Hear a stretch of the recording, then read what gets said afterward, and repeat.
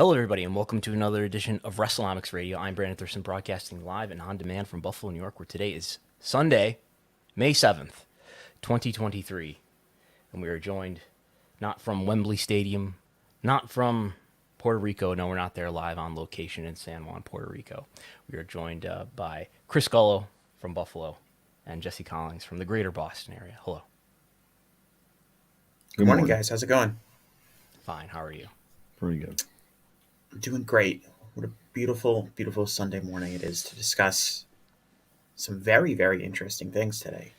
Yes, we have the quite good WWE Premium Live event, Backlash, that I watched pretty much in its entirety. It was on in the living room.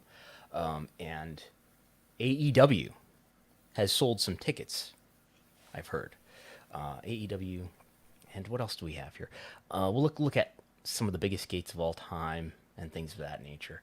There's an interesting slide that was part of an Orange County presentation that I've mentioned on previous podcasts. We'll give that another look. And General David Zaslav was at the helm this past Friday, I think. And we might go into my article about wrestlers under the age of 30. So anyway, if you want to participate with a super chat today, you are encouraged to do so. We'll answer your question or comment. And AEW at Wembley Stadium, All In, August 27th. On, what was this? What was the third? Was the third Tuesday? What day? This is Wednesday. Tony Khan on Wednesday saying after only 32 hours of pre-sale, AEW All In London has already sold over 43,000 tickets. That's the equivalent of $5.7 million. That was on Wednesday. He gave another update. I love these updates with numbers on the record. The following day, Thursday, he said, thanks to the amazing support of the fans, 50,000 tickets have been sold, an equivalent of $6.5 million. And then on Friday, the general on sale began. And AEW All In at that point, this is Friday, Tony Khan is tweeting at 4:42 p.m. Eastern time. That's something like almost 10 at night London time, I think. Anyway, 60,000 tickets sold, $7.7 million, or if you prefer, 6.1 million Great British pounds sterling. Is that how you properly say it? Usually I think you just say pound sterling. Pounds. But the abbreviation is like GBP. Great Britain pounds anyway. My knowledge is entirely based on soccer transfers, and they say pound sterling if they have to elaborate. Okay. Well, $7.7 million sold. That's the gate at this point. And 60,000 tickets out. This is what the ticket map has been looking like. So this is ticketmaster.co.uk, not ticketmaster.com. So the ticket map wasn't visible during the pre-sale at all. It was just sort of the multicolored image file that was sitting there showing all the sections. So you couldn't zoom in and whatnot until the general on sale actually began. And a Twitter user here, Fusion Addict, stitched all these together and tagged many of us in the wrestling business media space last night, and stitched the ticket map together so we get an idea of what tickets are available and are on sale at the moment. It's several thousand. There's a great deal of confusion here about how many tickets are out. I know WrestleTix posted a lengthy post, I believe yesterday morning. At least two other people have also tried to do the WrestleTix style dot counting while ruling out the sections that are apparently not open at all, either for production kills or whatever. And everybody's coming to this number that's more like 75,000 tickets distributed. But the 75,000 is way too high. I'm told that there's about 15,000 seats that are being held at the moment for different reasons. Some because of sightlines, some are being held to possibly be comped, some are killed as usual for production, and some are just being held so that other seats will sell first, maybe for reasons they want to fill up certain areas for the camera or something like that. But I am told there are 15,000 tickets being held. So if you add 15,000 to 60,000, you do get the 75,000 that people are finding when they try to count up the dots on the ticket map. So that would explain that. So WrestleTix put out a tweet clarifying that WrestleTix has not reported that there are 70,000 tickets distributed for All In. So that is where it is. WrestleTix learned a valuable lesson of they went with a very lengthy post explaining different factors and aspects of the process of what they basically summarization of everything that they've done over the last few days. And they learned a valuable lesson. And sometimes when you go into greater detail, some people will just take one of the small things you say and then extrapolate it as something big you said. So when they mentioned the 70,000 figure, that some people just took that and ran with it, saying 70,000. Oh my God. Yes, I may have been advising Mr. WrestleTix that people are going to have really low reading comprehension. They're just going to, glance at it and run. I may even be guilty of doing that with press releases sometimes. So I've been looking through the pro wrestling history and seeing how this stacks up to other events. ProWrestlingHistory.com has a great Excel spreadsheet that you can find on their website. It's kind of hidden. I forget where I find it, but it's in there somewhere. Or if you just Google ProWrestlingHistory.com Excel, it'll come up. In any case, it's got a lot of numbers, probably sourcing from the Observer newsletter, of the biggest crowds of all time. It's got some gate numbers in here and attendance numbers in here. And so I went through and I took all of the events that they have a gate for, and I added some more that are not in here, that are more recent, and I adjusted them all to 2023 US dollars, and to find out where does All In rank among the biggest gates of all time at this point. I mean, there's reason to believe that they'll sell more tickets beyond the $7.7 million that they, according to Tony Khan, they have sold. And it would put it, I've got what are probably the roughly 40,000 or the 40 highest pro wrestling gates ever. I don't know if I'm missing any here. This wasn't like an exhaustive list where I combed through, but these are at least 40 of the highest pro wrestling gates ever. The number one biggest gate ever still is a WWE WrestleMania 32 at AT&T Stadium with $17.3 million at the time, adjusted now to inflation. With all the inflation we've experienced since 2016, would now be the equivalent of almost $22 million. A single day event. Now, if you want to combine the two-day WrestleManias, it would be over, the two-day WrestleMania of this year would be over that, but we're not doing that. I've separated each one into an individual event, and this year's WrestleMania is in the, the top 20 or so. So it's about 10, it says 10.8 million for both nights. Right. So I'm just cutting in half the $21.6 million that they reported in their press release. But it would put, All In would already be above the 2010 WrestleMania and just on the cusp of the Donald Trump 2007 WrestleMania in Detroit. And that would put it, in terms of attendees, this will be the most attended show that is a non-WWE wrestling show since Jesse and I were discussing this a few days ago, since at least 1960, right?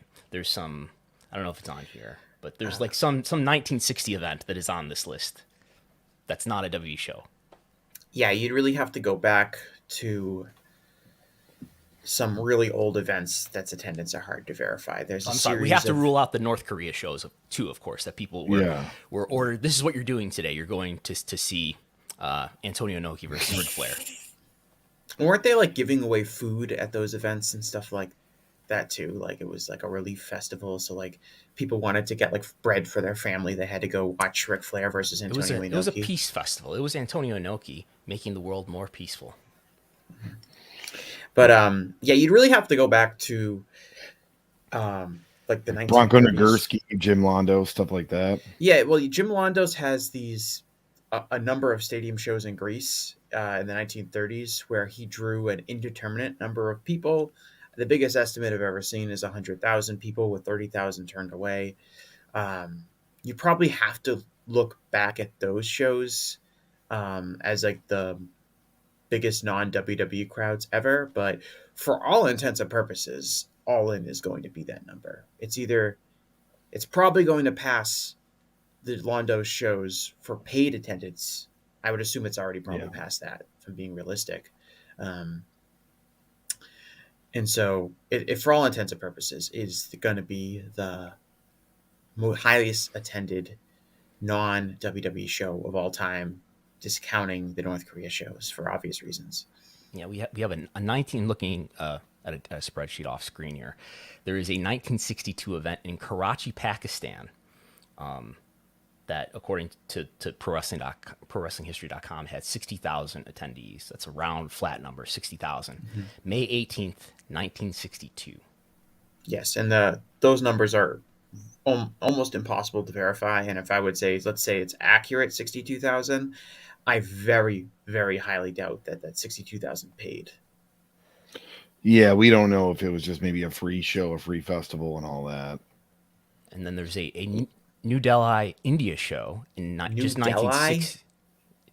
In 1960, no more specific date than that had 80,000, according to ProWrestlingHistory.com. And that's a famous Dara Singh match. People are familiar with Dara Singh. That's like his greatest accomplishment. Again, probably unlikely that's a paid attendance figure, if it's accurate at all. And the further you go back in history, the less accurate these numbers are going to be, for the most part. But this will be, at a minimum, you could say, this will be the most highly attended show since in the last 60 years. And perhaps non-WWE show, yes. Not non-WWE, non-WWE, non-DPRK, with those caveats. Yes. So is there more here that I had? This has, if you want to get people fired up here, this has surpassed Clash of the Castle in terms of paid attendees. It has not surpassed Clash of the Castle yet in terms of a live gate.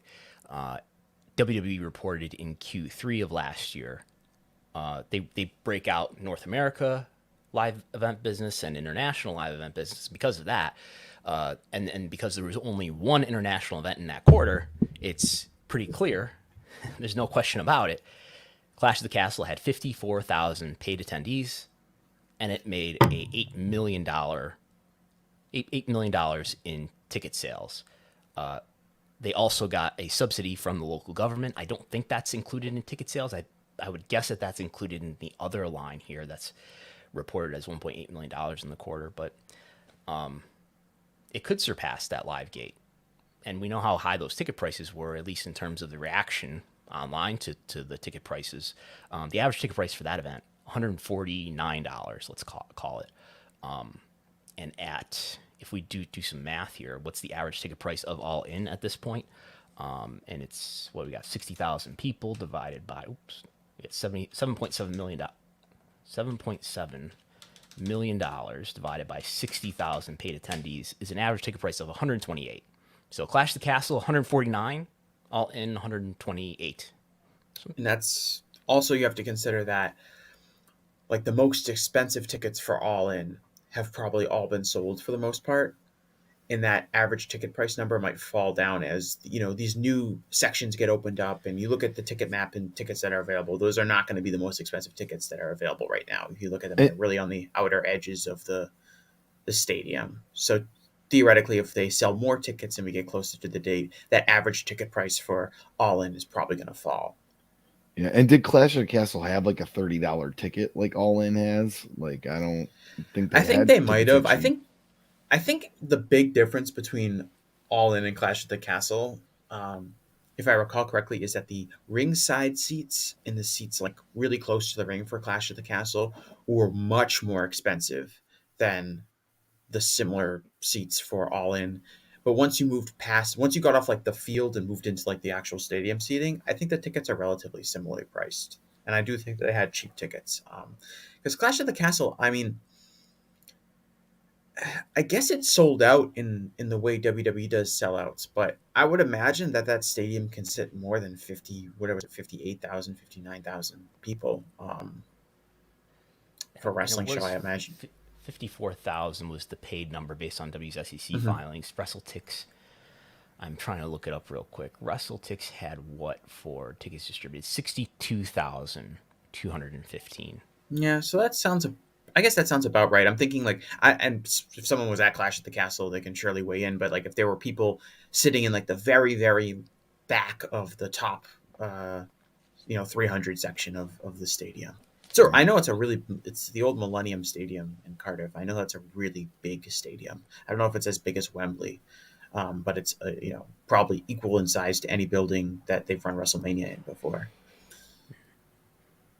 And what is so we know the highest gate ever is WrestleMania 32 in Dallas. What is the most attended wrestling show other than the North Korea shows? I guess there are some like Greece shows that are supposedly 100,000. Yeah, but that's such a like that's those might as well be the WWE Okay. announced figures. Like So as just no far one as has any idea. modern, let's say the video era, in the era in which there is video, um, the highest attendance ever would be, I think it's WrestleMania 3, in fact. Yeah. I think WrestleMania 32, I mean, according to the Arlington Police, they told me 80,100 and something. I should probably know this, but just over 80,000 was the number through the turnstiles. So I'm loosely defining here attendance as spectators, fans who were there to watch the show, not including ticket takers and staff and things of that nature, versus WrestleMania 3, which Dave will admit is at least 78,000. And I think Bix put together a pretty strong argument to sell me on that. It's more like in the mid 80s in terms of attendance. So, and I can't think of anything that's above the mid 80s. Yeah, I have a hard time believing there were mid 80,000s in the Silverdome. I think that exaggerates the size of the Silverdome. Um, but it's either WrestleMania 3 or WrestleMania 32, and the number is probably in the low 8 to mid 80s, I guess. So yeah, I think Bix is considering suites and things like that. In any case, so what does this mean for AEW? Is this how is this actually bad news for AEW? AEW is going to have this big show, and people are going to be disappointed because the people watching it are only familiar with WWE wrestling, because Yeah, AEW definitely doesn't have 70,000 plus fans. So they're going to get disappointed when they see the Young Bucks doing a couple extra rotations on their moves and Orange Cassidy doing comedy, and it's going to turn them off forever and probably kill their entire business in Europe. okay. I'm joking. I'm joking, everyone. Please do not clip that. You can at Jesse Collings on Yeah. Twitter with your feedback on that Well, comment. one glance at my Twitter account would hopefully clarify this compliments. But So I I do believe this is a good event in AEW's narrative that that AEW is doing well, which we did a show a few months ago, right? I think going into the Revolution pay per view in March about how AEW's popularity has been in decline up to that point, and it hasn't really changed at least until this week. Or I mean this is just one data point, but I think there's a really strong marketing message here in that this is kind of at least for this week, and who knows what will follow. This says for this week changed the mood around AEW to my view.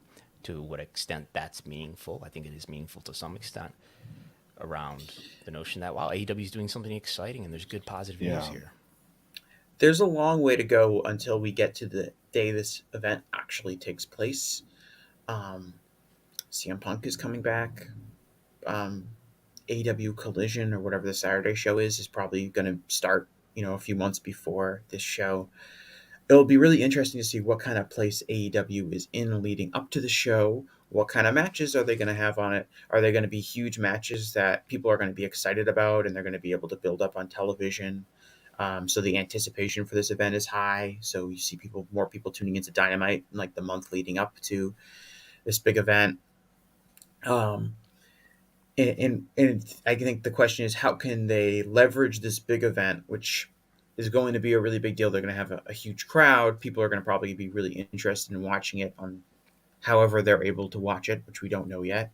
Yeah. Um, how can that be leveraged to beyond just this one event where they do a really big gate and they sell a lot of tickets? Are they going to come back and then they're going to come back to the United States and they're going to do they're going to sell 4,000 tickets to a taping in Washington D.C. and do a 0.28 in the 18 to 49, or are they going to be able to see some more consistent positive trends in popularity related to anticipation for this event? I guess.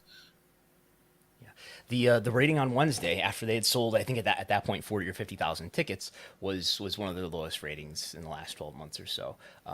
It's about the same of what they've been doing, It was a right? 0.28 in the 0.28 demo. with lower total viewership Yeah. on a very, very competitive television night. And it's going to be very, very competitive this Wednesday as well. Yes. Are they going against the Lakers and the Warriors this They're Wednesday? going against the Lakers and the Warriors. It's like the Vanderpump Rules Part 3 of their like interminable season's finale. I believe there's a Trump one That's on right. one There's a or town Trump on hall or CNN. something like that going on the news networks or one of the news networks. On CNN. NHL playoffs. It's Right. they might they're gonna have they have the Kenny Omega versus John Moxley steel cage match, which is a pretty big match for them to give away on television. But I wouldn't expect like a massive rating this week. Yeah. It was. I'm trying to see if this was some benchmark. I didn't. Oh, this was the lowest total viewership since June 15th, 2022. Mm-hmm. So. The and the other question I have associated with this event, if we're looking at, let's say they've sold 60,000 tickets, and I think it's fair to say that most people that would naturally be enthusiastic about going to All In have already bought their tickets. So how much of a market is there over the next few months for AEW to sell more tickets to people? Is that going to come from certain matches that they can give away? Is that going to come from local advertising? Is that going to come from continuing to kind of sell the idea that this is just a major cultural event in pro wrestling? And even if you're not an AEW fan and you've never been to an AEW show in your life and you don't even know many of the wrestlers, you're going to want to go to this show because it's a Wembley Stadium and it is going to be, the biggest non WWE show from an attendance perspective, perhaps ever.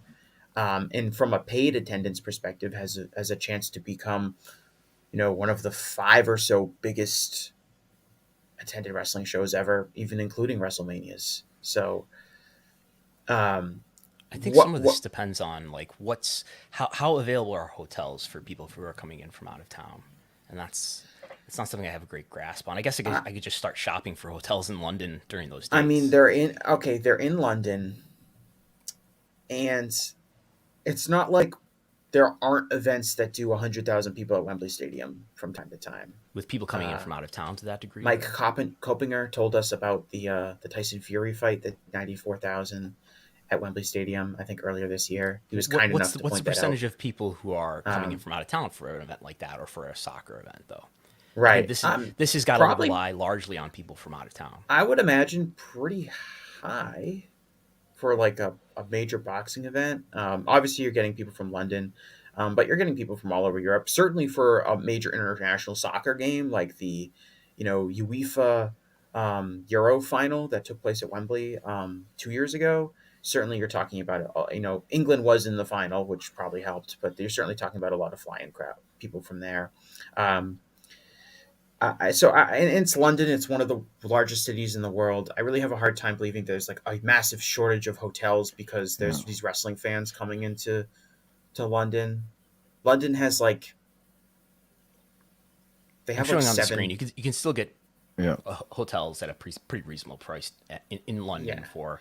If I'm this searching was August if you 26th to if you August were having 28th. this in Jacksonville, Florida, I would be like, oh, there might be a crunch on hotels or something like that. But the fact that they're having it in just a massive tourism city, um, like London, I wouldn't be that worried about like hotels and things like that. And I imagine that most people who would be getting a hotel for this event are people who already bought their tickets because they're planning everything in advance. They got to get their flight, they got to get their hotel, they got to get their tickets. I think the people that you're going to sell to, maybe if you want to take this from 60,000 to 80,000 over the next few months, the people you're going to sell on are going to be people in the London area or in maybe in throughout, the UK and maybe Ireland.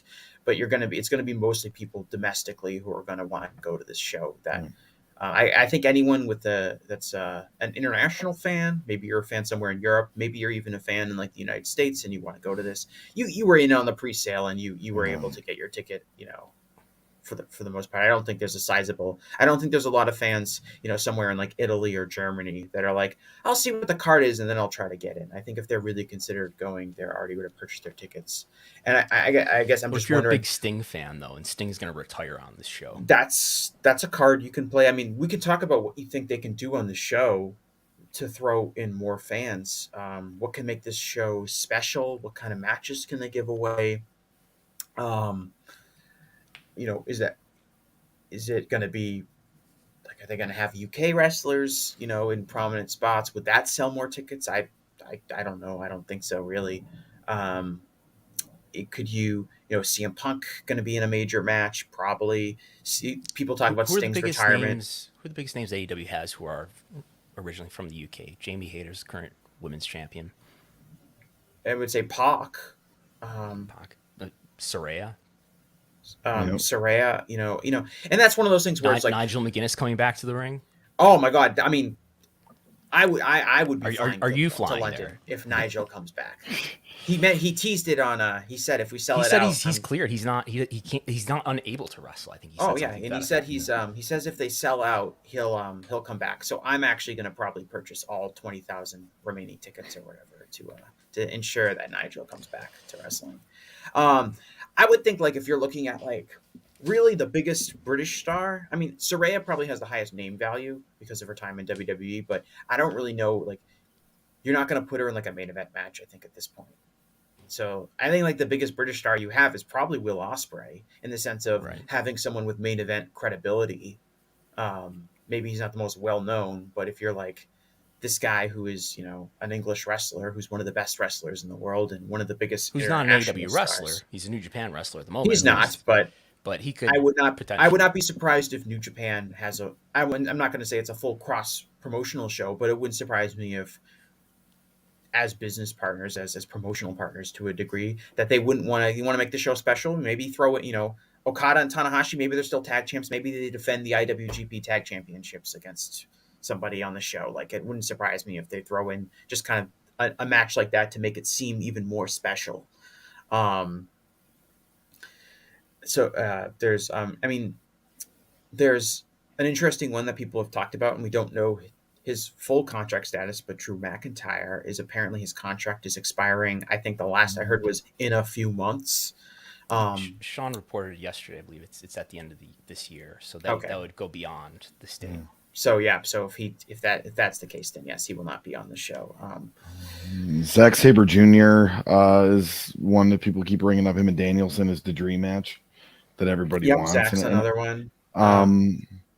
They also have Trent Seven, don't they? AEW have Trent Seven under contract. I don't think so. I know he did the one shot for him like that Wasn't there weekend. a Trent Seven is all elite graphic anyway? Yeah, I think there was. Yeah, I mean, Dave has mentioned this. Like, Davey Boy Smith Jr. is available if you wanted to do like a British Bulldog kind of style back at Wembley Stadium kind of thing. You could do that. I think that's kind of Have him wrestle Ted Hart or something. That's kind of like playing off of, that's celebrating another company's wrestling history. Dynamite's nephews are wrestling now too. I don't know. They could do something like that. Dynamite Kid's nephews. So, in terms of money, so this is $7.7 million in revenue. I think this show is already going to be profitable then, because I'm sure this show will cost multiple millions to put on, but probably not more than $7 million. Probably well under that. Is the figure? I don't know how reputable it is, but I've heard 400,000 to rent Wembley. I don't know how reputable that number is. I don't know. I could imagine, Tony getting, if not a deal on it. The reason why it's at Wembley Stadium is because the Jaguars have played at Wembley Stadium a number of times. So maybe there's some sort of deal where it would have cost a wrestling promoter more if they did not have that association. But yeah, I mean, there's the Jaguars play at Wembley. Tony is the owner of a Premier League team in London, which means he probably has some sort of relationship with the English FA who own the stadium. So there might be like a sweetheart deal involved in that. So the NFL doesn't play there. I don't think they play any games at Wembley Stadium anymore. They play them at the Tottenham Stadium instead. But for a while, the Jaguars have probably played about at least a half dozen games at Wembley Stadium. over the years. But the point I want to make is that usually, especially shows that will be of this scale, are hard to make profitable without media revenue, unless it's a really big ticket event, which this is. So even before we even consider how is this show going to be distributed, live or through video, whether it's going to be a pay per view, whether it's going to be a streaming event on Max, and how if that's a U.S. only situation on streaming on Max, how's it going to be distributed in the rest of the world? Before we even consider any of that, this is probably already a profitable show. But I would expect there's going to be news probably in 2 Wednesdays from now on June 17th when the WBD does its upfront. Maybe then we'll learn about not only AEW Collision, but maybe about some sort of presence on Max from AEW, maybe including this show. That would be my prediction. Somebody in the chat is mentioning that the Jaguars still play at Wembley Stadium. I didn't know that. I thought all the NFL games had moved to the Tottenham Stadium, but it looks like that the Jaguars specifically still play their London game at Wembley Stadium, which adds to those ties. I wanted to bring up, this has been mentioned a few times in the past, about like AEW's version of WrestleMania and how like AEW has these 4 annual pay-per-view events, but there's nothing really that distinguishable about them that kind of makes them feel like major events every single year. It really comes down to what's on the card and what kind of matches they have and things like that and the build up for those shows. But could this be AEW's WrestleMania? Because the WrestleMania doesn't have to be in America, but if they can turn this into an annual event at Wembley Stadium, and it has that kind of special feel to it every the year. name All In has that history and that lineage in a similar way to the way that WrestleMania has that Is the history. first This kind was the of first big bet, even though obviously All In itself was not an AEW event. It No, it was predates not. the launch of AEW. And that kind of adds to the lore. And this I mentioned earlier, like the idea that you can go to the show and be a part of history, and that it kind of has a vibe similar to the start of AEW, which is it's not just the interest is not just coming from, oh, it's a wrestling show that will be a good wrestling show and that's why you want to go to it. The selling point is in some ways the idea that it's a wrestling show, but it's more than that. You are participating in this history making event, and if you're going to support this thing, you're supporting like a more interesting, healthier wrestling environment than if you just go and support WWE, who have billions and billions of dollars and are going to be successful whether you participate or not. And as AEW has become more established as a wrestling company and as it's had years and years of events, I think that appeal has kind of naturally waned off in the sense of if you go to AEW, it's kind of this established brand to a degree. So it's not really like you don't have the same kind of like revolutionary energy that you had at the very beginning of the promotion, and certainly not at the first All In event, which was sold a lot on the idea of we're going to try to change the world by having this independent wrestling event sell out a basketball arena. And I do feel like All In, this London show, has kind of, by being a stadium show, has kind of reinvigorated this sense of this show is going to mean something historically if you go to it, or even if you just watch it. And that's a powerful marketing sense for AEW. I think there have been a number of shows in the last, I guess, 2018 and forward that have been a big part of the draw with no, they sell out or they sell very well with no matches announced. But the part of the draw is that this is a historic, monumental event. All In was one. MSG show, the G1 Supercard, was another. Grand Slam, I would say, would be another one that kind of touched on that. Clash of the Castle, to an extent, the first WWE pay-per-view in the country in decades. Right, and you can only do that once. WrestleMania every year, to an extent, has some of that factor too. Right, and that's my point as far as like, can this establish All In as the signature show for AEW every year? Where do you do it next year? What? Where do you do it next year? London. You run again in London. You run Wembley Stadium every year. Every year. What about trying a stadium in the States? Because that would be the next big milestone. You could do that too. That's also possible. I think there's something about. I think if you deliver a really high quality show in Wembley, you get people excited to want to come back the next year for another major show. I mean, it's there's a lot of attractive things about running it in that kind of market. It's closer to Europe, so you get a lot more fly-in fans. You will turn it into almost like this pilgrimage thing for the hardcore US fans that are like, oh, I've got to go. I'm not just going to fly, a couple hours somewhere. I'm going to fly across the ocean to go to the signature event. Uh, yeah, you could run it somewhere else. That's certainly possible. But I think of it as kind of like an annual event, similar to how Double or Nothing and All Out are always in the same cities. I think, um, and it's kind of like, I think we talked about this, like Forbidden Door. Those tickets sold out right away Mm-hmm. for the show in Toronto, and they sold out much quicker than like Double or Nothing's tickets are selling. Um, There's fewer of them, but yes. Right, and we discussed like kind of why is that, and part of it is Forbidden Door feels like a special annual once a year event where it's this New Japan and AEW Super Show, and these two major wrestling companies are going to collide and have interpromotional matches and things like that, as opposed to your typical AEW quarterly pay per view, which is generally expected to be a very good show, but there's nothing inherently special about that show each year. It really You, depends you, on the you don't think card. if instead of Forbidden Door in Toronto, it was pick your other pay per view from AEW, it wouldn't have done just as well. In the Toronto market, it's possible. I can't definitively say it wouldn't, but if you um look at what Double or Nothing's ticket sales were in Las Vegas. Look at what Revolution did at the Chase Center in Yeah, but San those Francisco. weren't first pay per view in the market. Those are all The Chase Revolution was certainly not. was. Yeah, that's true. That San Francisco Right. was the first time they were ever Is going to the Toronto market. like probably one of AEW's like three or four best markets they could run a show in? Probably.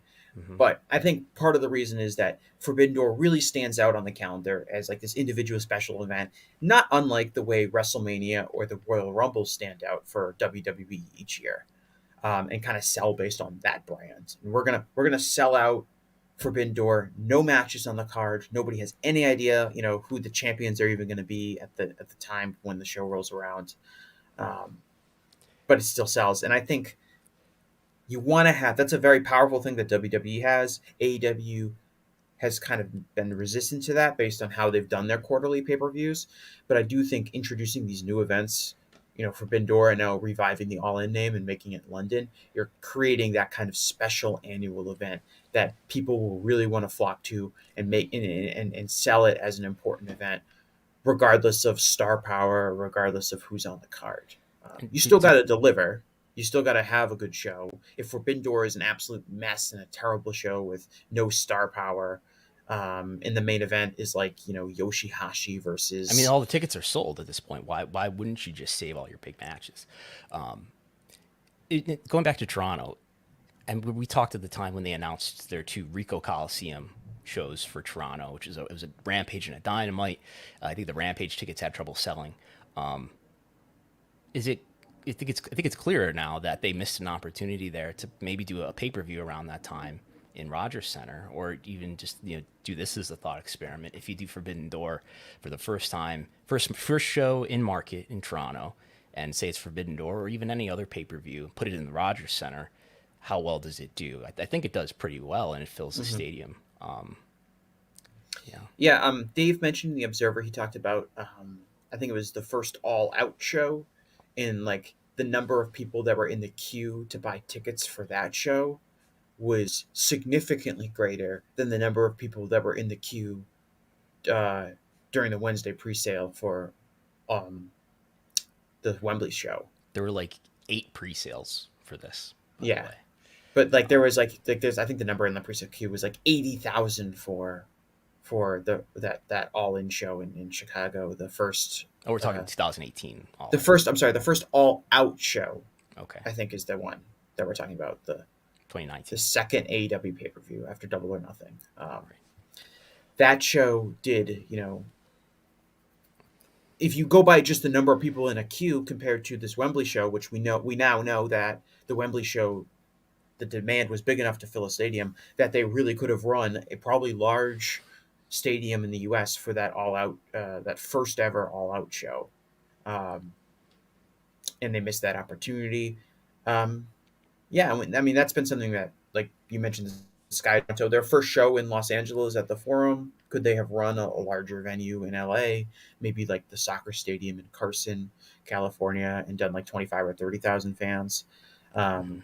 Have they been underestimating their ability to sell tickets the first time in a market? Um, this time they didn't, right? They could have run Craven Cottage, maybe. Um, I will they say could have run. the one time we were, I think around the time that they'd run their first Toronto shows at Rico, and we were talking on here after about how maybe they missed an opportunity to run at Rogers Center, and I was being questioned afterwards about what our obsession was with running a stadium show, and I think this kind of proves that if you running the stadium show itself is a draw in that people believe that there's history in the making here that they have to be a witness to, and it has this. In addition to selling lots of tickets and maybe selling media Yeah, and revenue, you're also getting a great marketing value out of it too.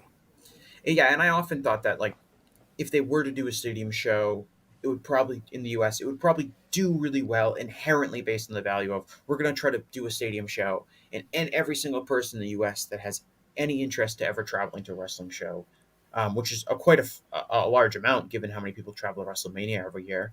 Um, those people are going to have to come to the show because it's going to be the first ever, non WWE. It's going to be the first non WWE stadium show in 25 plus years. So how high can this go? When it's all said and done, and assuming you've got three numbers on the record from Tony at this point, maybe he'll continue at least at the very end, say this is how many tickets it sold. And he has been giving gate numbers before this as well. In any case, attendance, and let's just do attendance. Where does this end in terms of paid ticket sales, since that's the number that we know right now, which is 60,000? Without knowing this full, it seems like they have a lot of options with seating. Um, I would say the absolute ceiling for this event would probably be 95,000 fans paid, Wow. just like that Tyson Fury fight. The absolute possible ceiling for That it. is the highest. I would not. That's the capacity you think you're saying. I think Is that's that your prediction? 90,000. No, it is not my prediction. Are you I predicting don't know. 90,179? I don't know, Brandon. I don't. I was before this Wembley show pre-sale. I said I have absolutely no idea how many tickets they're going to sell. They could sell 10,000 tickets, and it wouldn't like be that shocking to me that they greatly overestimated their popularity in London. Or they could sell as many tickets as they ended up selling, and that wouldn't also super surprise me. I have absolutely no idea, but I'm just going from a hypothetical. If we look at like what is a major scale boxing event do at Wembley, and it looks like it's around 95,000 paid or whatever. That's what I imagine the capacity is with, minimal Is that a staging real and things number like that. that the ESPN boxing reporter was referencing? Have we investigated Well, that he number? seemed to only have factual information in that tweet, so I don't think that he would be incorrect on that. No, but that's the number. I mean, Wembley does over 100,000 for soccer, so the stadium itself is capable of building. It's not like a WWE number where it's a much higher number than there are possible seats, even if you count for the field. But I believe at this point they can do something over 70 sounds and like possibility to me. like can they actually sell those tickets? Yeah. Like is a bigger question. I'm thinking like, what is the absolute ceiling? They come out, they have Sting's retirement match. They have Kenny Omega versus CM Punk. They bring in Mercedes Moné and she's wrestling Jamie Hayter. They're doing like absolutely everything to have as big of a show. They pay Bill Goldberg a bunch of money to come in. They pay The Rock to come in. Like what is like the actual crazy thing that they could do to sell the absolute max tickets? Probably be about 95,000. Realistically, maybe 70. But again, I don't know. I don't know what that ticket market is going to be. I don't know if there's going to be people in London who live in that area have told me that this event could do a big walk-up business if there's a lot of hype going into it and people are in the city are buzzing about this big wrestling show at Wembley. Could it do a much larger walk-up business than What if we've it seen rains, though? What if it rains and AEW it kills shows? the walk up? Oh, does Wembley have a roof? It looks like it's got some sort of retractable something on it. Yeah, it's if we put the image back up on the screen It's here, something. I don't know if it can actually I cover think during some games. of it. I think maybe at least it looks like the the stands can at least be covered. I don't know about the field, but it looks like the stands can be covered. And obviously there would be people on the floor on the field in a wrestling event. It has like a partially retractable roof. that's kind of used more for like What sunlight is this big purposes than like bowing talking to people. structure over the stadium too? I've been wondering that, looking at this image. Any I don't guesses what know. this thing is? I don't know how much. This is the new Wembley. It's not the old Wembley. Yeah. Okay. The So We did have a with super chat real quick because okay, we were okay. talking about like how well could they could do. And MJ asked, "Is this the first summer that the roster is back and healthy?" well, knock on Rookie wood. effective. We got a Yeah. few months to go before that. I wouldn't count on it. No one, you'll never have a fully healthy roster in wrestling, unfortunately. At least you can't count on it. What's and we'll CM Punk. CM Punk will probably have returned by then. Will he still be healthy at that time? 2 months later, we'll see. Do you think? What do you? We can talk about this. What do you think is? We talked about this a little bit on DMs earlier this week, Brandon. Like, what do you think the record is for highest paid attendance for a wrestling show?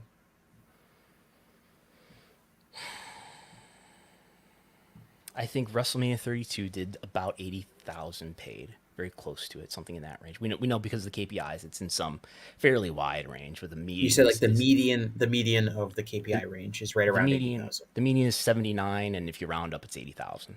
And I think it's just a question: what did WrestleMania 3 really do? 93,167. I'm sure WrestleMania sold WrestleMania 3 sold less than 93,000. Did it sell? I think Dave at some point has reported 74,000 paid at some point. And any The famous Zane Breslov number, which he right. once had written down on a piece of paper, but his wife threw it away during a cleanup of his garage or something like that. A famous lost bit of history. Dave had the actual WrestleMania 3 attendance, but it was thrown away during a garbage a decluttering. But And I yeah, so I think guess if we don't have a concrete number, and if you want to take that and I median think number, WrestleMania which 2019 is up there too for highest paid yeah, for one event. so if you want to take that median number of 79,800, if you want a scoreboard watch, uh, it's not outside of the realm of possibility that this show ends up potentially doing the highest paid attendance in wrestling history, which would be quite the I mean, the understatement would be quite the accomplishment. I mean, if we're getting over 80,000, it's we can definitely at least speculate that it would be, because I can't say with great confidence that any event has ever sold 80,000 tickets. Mhm. More than 80,000 tickets, I should say. Yeah, we don't. Yeah, so we don't have that a concrete number to look at, but that's what I would be looking at if I were to like. How can we talk about this event being like historical in general? I would just say even at the 60,000 figure, if they let's say they get to 70, let's say they do 10,000 more tickets over the next few months, 70,000 tickets paid attendance for a one night wrestling show is we're talking of like what maybe 5 shows in history that have done that. Um, It's all WrestleManias at least. yeah, we're talking just and even most WrestleManias don't get to 70,000 paid.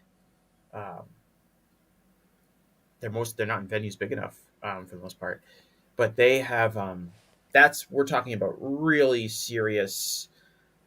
We're gonna remember this attendance in 50 years kind of level event. And can we question here, because I've gotten some questions about it, perhaps unsolicited questions. What credibility or how hard should we rely? Can we rely on Tony's own claims here of that? I mean, it's not a publicly traded company. I mean, WWE is a publicly traded company, and they put out some pretty questionable numbers, to say the least, about attendance themselves.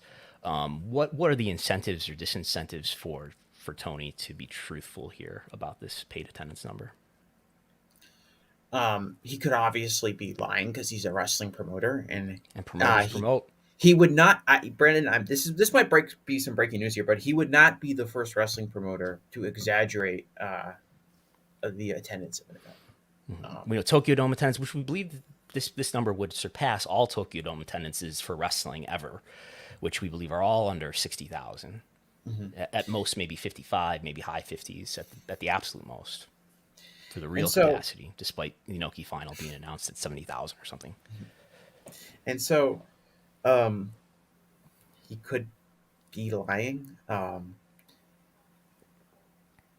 Historic, like if you study Tony's patterns, like it's very rare for him to give concrete numbers. Like I could see him talking about like we sold a ton of tickets. We're already past our gate record. We're going to be one of them. This is going to be one of the biggest shows of the like in recent wrestling history. The fact that he gave us a real number of tickets sold, or yeah, actually he gave us a rough number of tickets sold, right? We know that at least 60,000 tickets have been sold if we take this tweet at face value. He also gave us a gate number, which is pretty rare. In the past, he has said, I mean, to this point, AEW's only done gates that are just over 1 million, and he's not gotten super specific down to the 100,000 mark as he is here. He's only said things to the effect of over 1 million or a million. Wasn't there an event like last year where he was like, if whoever is like puts us over the $1 million gate, will get like a special commemorative chair or something like that? Didn't he do that like last year? They did a whole thing for Yeah, like we're at 992,000 if whoever so to kind of like boost the ticket sales a little bit. I would say like if we take Tony's number and we also look at like research that people like WrestleTix are doing on the ticket map and things like that, those numbers seem to be in the same ballpark. So, I mean, did Tony buy all the tickets himself? That's if he wanted to be the crazy conspiracy wing of pro wrestling Twitter, that's what you would say. But obviously, I don't think Tony bought all the tickets himself. Yeah, I will say this. Probably shouldn't have even said that because I don't even want to give that. We're going to isolate that clip of you. I unfortunately already saw that out there. Yeah. We're going to isolate that clip and attribute that to Jesse Collings. And send it right to Tony. Tag him in the tweet. I'll say, like, I think the information that we've tried to get about pay-per-view buys has been questionable to me. For the last couple pay-per-views, why I haven't really updated that chart, where he kind of led media to believe that one of the pay-per-views did 140 or something like that, when I think it did under 140.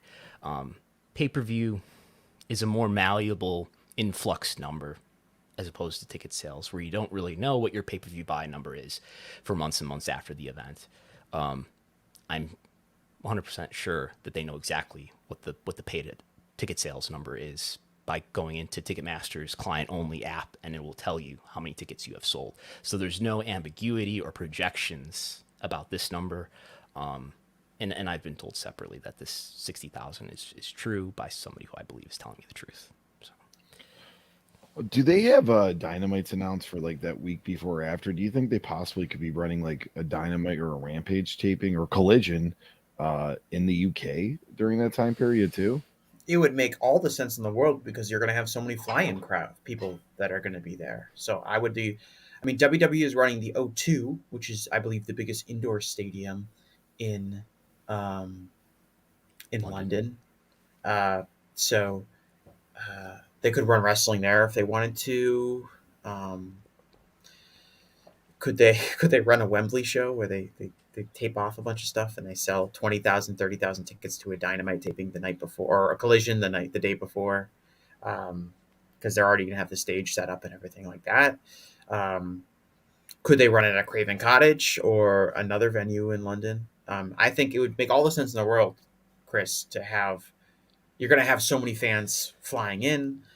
I'm sure we're going to see some level of independent wrestling shows popping up. I believe Rev Pro might have already announced some shows, or Progress have already announced planned shows for that weekend. I'm sure there's going to be some level of kind of other wrestling going on that weekend. So there'll be a convention, probably, I would imagine.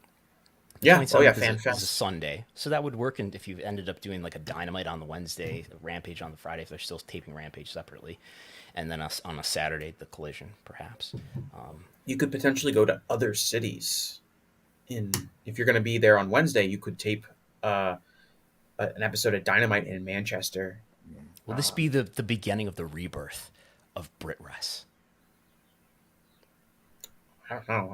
If Nigel comes out of retirement. Yes. And the most important question of all, perhaps, what will WWE run on this weekend, coincidentally? So SummerSlam will already have happened on August 5th, I think it is. So that will have happened way in the past. So it would be pretty quick to do another PLE again. Summer Crown Jewel, maybe. That will probably happen in the fall. That'll probably happen Okay. October or November. Clash at the Castle 2 at London Stadium in London on the same day. I don't think there are any WPLEs announced beyond SummerSlam at this point. Yeah, I don't think there are. That's kind of interesting. They don't have that whole. They haven't announced it, and we're already in May. So yeah, and you know, we didn't get our live event touring schedule as a result of a lawsuit against John Doe's for the preemptive lawsuit that they usually file every year ahead of WrestleMania to press charges or to prevent bootleg venue merch sellers. So we just usually that would give it away, but I don't know where they're say September or perhaps late. yeah, Maybe an NXT. Usually, what gets thrown in there is an NXT PLE. it's going to be an NXT, which will be weirdly on a Sunday afternoon for some reason. Yeah. They will. I mean, they'll probably do something. Now they're going to London for Money in the Bank. When is that? That's in Right. June. That's next month, right? Money in the Bank is, I believe, July. I'm looking July 1st, All right. So they're already running their and that's sold out. well in advance. Yeah. So they're already running their event. The month before. And they're In the staying UK. to go to Cardiff the following day for a house show. Mhm. We should mention too, WWE did great international house show business. They did really strong international house show business in the last week or so Yeah, they across sold UK out and Paris France. again. Yeah. I expect. I mean, the thing with WWE is they're really looking to be paid and wooed by these places to have these big events, and so that kind of throws in like a monkey wrench into like, could WWE run Wembley Stadium next year to top AEW to let everyone know? And they possibly could. I'm sure a WWE pay-per-view event at Wembley Stadium would do very, very well. But if London doesn't want to pay them a couple $1,000,000 and to kind of lure them there the way that they seem to be, that seems to be if they want to hold an international pay-per-view event, they want to have it. Because They the want to going be paid. price appears to be Royal Rumble, Orlando or Orange County has approved $850,000 in a bid. Puerto Rico gave them $1.8 million. San Antonio gave them something for Royal Rumble this year. Your Little your value. tax Cardiff dollars gave them hard at something. work. And the notion is, and I mean, I have reason to believe it pays off in terms of, the whole presentation, which is online for Orange County, is, hey, look, this is going to result in thousands of hotel rooms being rented, and that's going to more than pay for the $850,000 that we invest in this bid. Yeah. In addition to the marketing value of, and if you notice on the Backlash show, which I maybe we'll start talking about in a moment. There were a number of times during the broadcast where they had like these big wide landscape shots of like the beach, and Corey Graves is talking about what an awesome time he had at the casino. This was also a tourism commercial for San Juan, Puerto Rico. Yeah, no, we've seen that a few times before. I mean, obviously, most notably in the Saudi Arabia shows, Right. but we've seen them kind of. There's ideas that they're not just, showing one camera shot like, oh, we're here in Tampa, Florida. It's like look at all this stuff you can do here. Come to Puerto Rico. And now that they have ads during the events, This what you're seeing on video here is not the shot itself, but it was something very similar to this. I got this from the Yeah. Puerto Rico tourism website. yeah, that's like the fort in San Juan.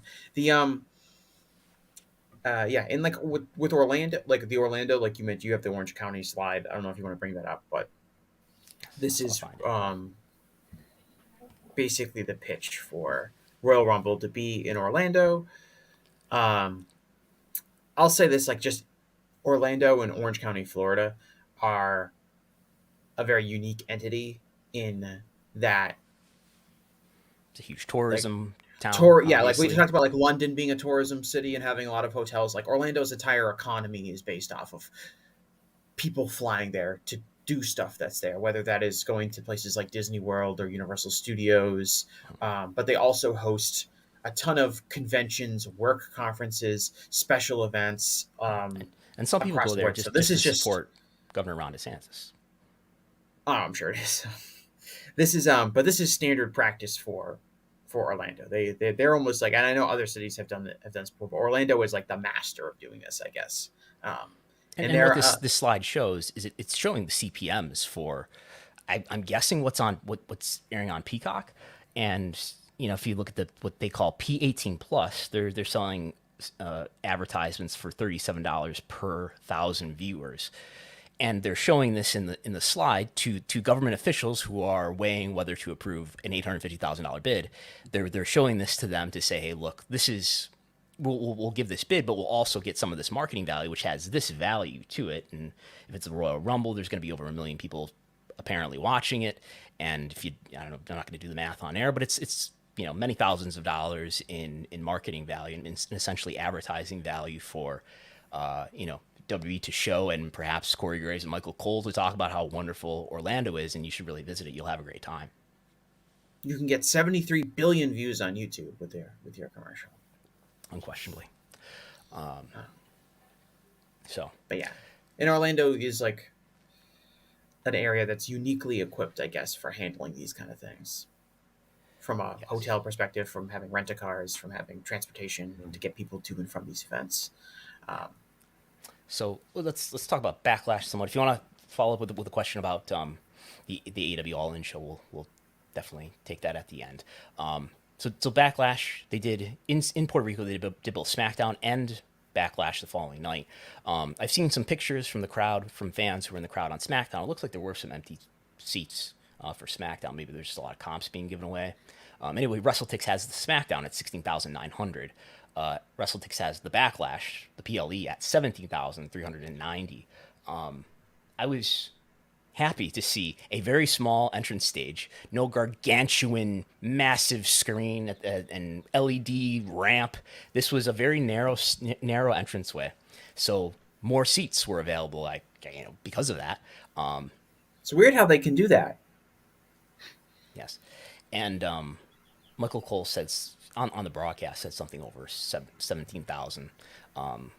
I forget what the number was. It was a little bit higher than this number on the screen that WrestleTix has, 17,390. I have sent a public records request to the public information officer for this event, so maybe we'll see if we get some more records related to attendance and ticket sales and things like that. The crowd, as you've probably heard, was super hot. I think it was first of all, it was a really hot crowd, and these were fans who were really excited to see people who were of Puerto Rican descent, like Bad Bunny and Zelina Vega, and I thought it was like a really great sort of cultural moment for wrestling, and to see wrestling in this different culture where people are super excited, and this place has a wrestling history of its own, and you got Savio Vega coming back and Carlito. And I think Chris Gullo was saying something to this effect on Twitter, that it would be really fun to see this replicated, and it kind of already has, but to see this replicated, say in Mexico. We got Rey Mysterio. I mean, he was suggesting do hair versus mask, Rey versus Dominic in Mexico or something like that. But I mean, if you look at the last 12 months, there have been 3 really good WPLEs in Cardiff, in the UK, sort of featuring local talent there, Richard McIntyre. In Montreal, I was there live for the Sami Zayn match with Roman Reigns. It was an excellent show, and then this one in Puerto Rico. So it's and if you look back at the history of like what are the greatest WWE pay-per-views of all time outside of WrestleManias, let's say, and the first ones that come to mind for me are like Money in the Bank 2011 in Chicago with Punk, and Canadian Stampede in Calgary with the Hearts. Mm-hmm. Right. When a wrestler has a unique connection with an audience, it usually creates a very interesting atmosphere. I think like you saw it to a degree with Sami Zayn in Montreal for sure, but a lot of that was based on Sami Zayn himself was just over everywhere. What was really interesting to me was like Carlito gets like this Hulk Hogan 1985 era pop for coming out. Carlito's not a particularly significant figure in WWE history. He kind of hadn't been teased to showing up. Like, it's not like Carlito is this gigantic star, but to these people who were not expecting him, he was, because he's the son of Carlos Colon and he's a legend in his own right in Puerto Rico. And there's a really strong cultural identity with those kind of wrestlers and that style of wrestling that the fans instantly recognized and treated him like he was a god. And Bad Bunny is almost he's like a totally different scale of celebrity in Puerto Rico. I mean, I assume so. I haven't been to Puerto Rico, but I imagine he is, not really comparable to anyone in the U.S. when it comes to his appeal and star power in Puerto Rico. And so it creates this, amazing atmosphere that is exciting and people like to watch it. I don't know if that can be recreated in the United States. I don't know what wrestlers that I don't know what American wrestlers that they have that kind of connection. WWE's, historically been committed to not putting people over in their hometown. They're not committed to even making people's hometowns a really big deal a lot of the time. And I think it has hurt them to a degree. Um, And that's by my impression, just a habit of Vince, and Yeah. Lord knows why he books that way. It's just are there other instances of this? Because in a lot of ways, this plays to their notion of global expansion, international expansion, and the notion that perhaps that even they're going to do developmental around the world and cultivate all these localized areas. Australia is one, maybe. I mean, you have Rhea Ripley, who's an Australian talent. Maybe India do they? eventually. There's no Do they? standout Indian talent to me, but maybe eventually. Yeah. Do they? Do they present Rhea Ripley as like an Australian? I mean, she's from Australia, and again, I don't want to. I don't think they should like. She shouldn't be out there wearing like the She's Outback a Jack heel, outfit and things but like that. like, But um, I mean, we imagine a year definitely from look. now where she's face and they go there and it's huge. We WWE, we've seen it with some of the people that they've hired as developmental prospects. They would love to have an Indian wrestler who They could go to was Nigeria special for star. Omos. Finally, give Omos his moment. Um, yes. Well, there's another aspect of how financially successful are those markets, Right. The and ticket what kind of prices will value, be have to scale to the economy. right? And then And the that's issue one of with the India is, they ran selling. they scheduled 2 events in 2017 during the Jinder Mahal era, and they had to cancel one of the events, which tells you Yeah, how well if they those could, ticket sales went. if they could get money from the Indian government Sure. to run the show, they'd probably be happy to do it. I mean, certainly that's what they do in Saudi Arabia. Um, but I do think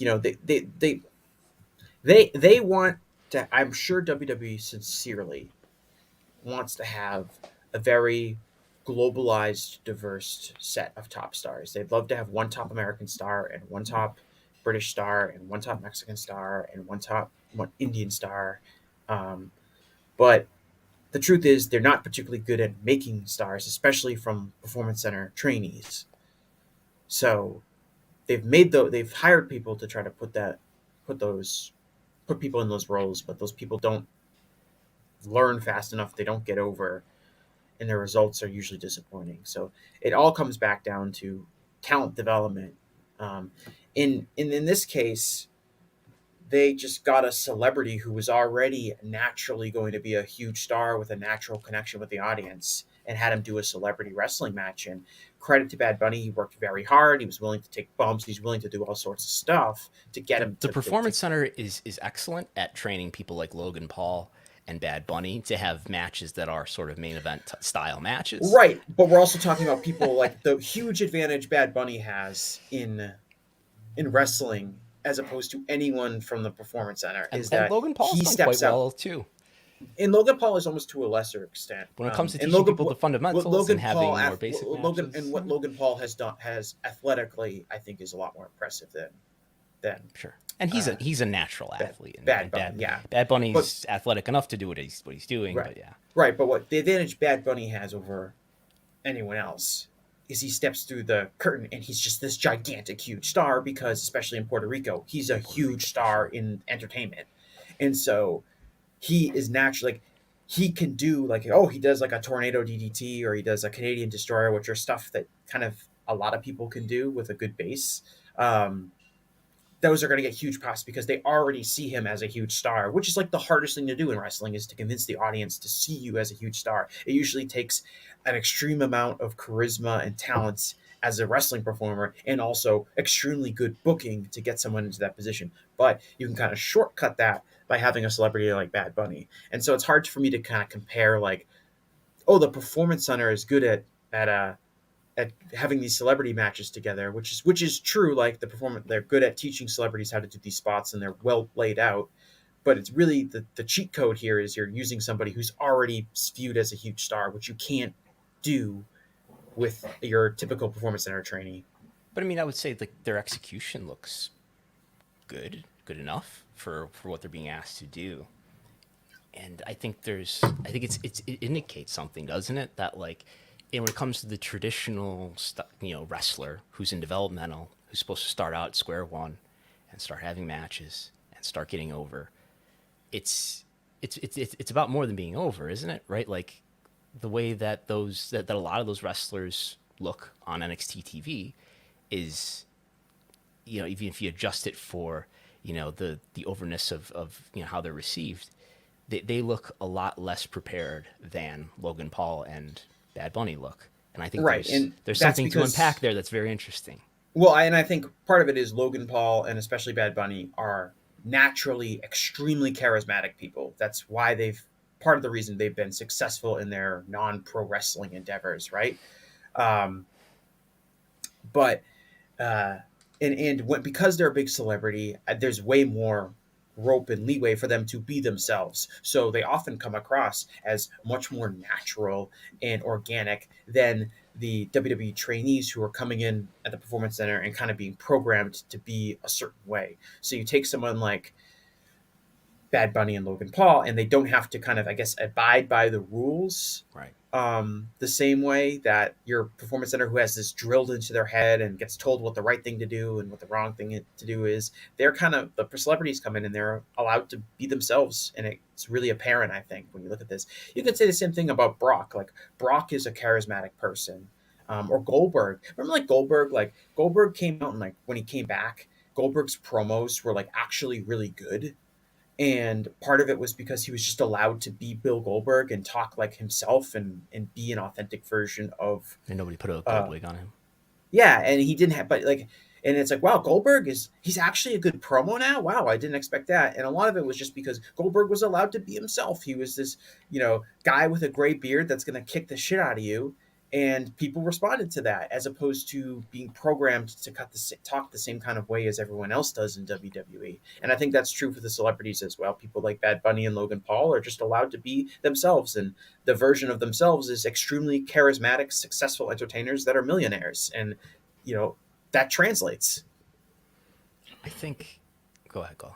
Well, I was just going to say, we have a super chat about the crowd at Backlash. This is from Delaware Abdi. He goes, "This is minor, but the Backlash crowd didn't look like it was very predominantly males, and there was a lot less of that look of stereotypical wrestling fans." That's believable. Yeah, I don't know. I mean, who knows? I didn't get a good look at all 17,000 people or whatever were there, but and it was some of it may have been family members of like Selena Vega or something like that. But yeah, Just family members of Selena Vega that made up the no, but 17,000. her family members were in the front row and were shown on camera, definitely. Yeah, I mean, I think having Bad Bunny there, you maybe attract a different type of wrestling, a different type of audience than a typical wrestling show. Historically, has Puerto Rican wrestling attracted more of a female demographic than typical American traditional wrestling? I don't know. I didn't watch the full show last night. Was anyone hit with any batteries? Not that I know of. Mysterio was with some C batteries. Since Vince took over wrestling and revolutionized it, everything's been okay as far as batteries go. Okay. But I would just to dwell on the developmental point for a minute longer. I think, and this is part of my broader philosophy / suspicion about power in wrestling, that I think power in wrestling is not that smart, and power therefore doesn't educate, or in this case train people that well.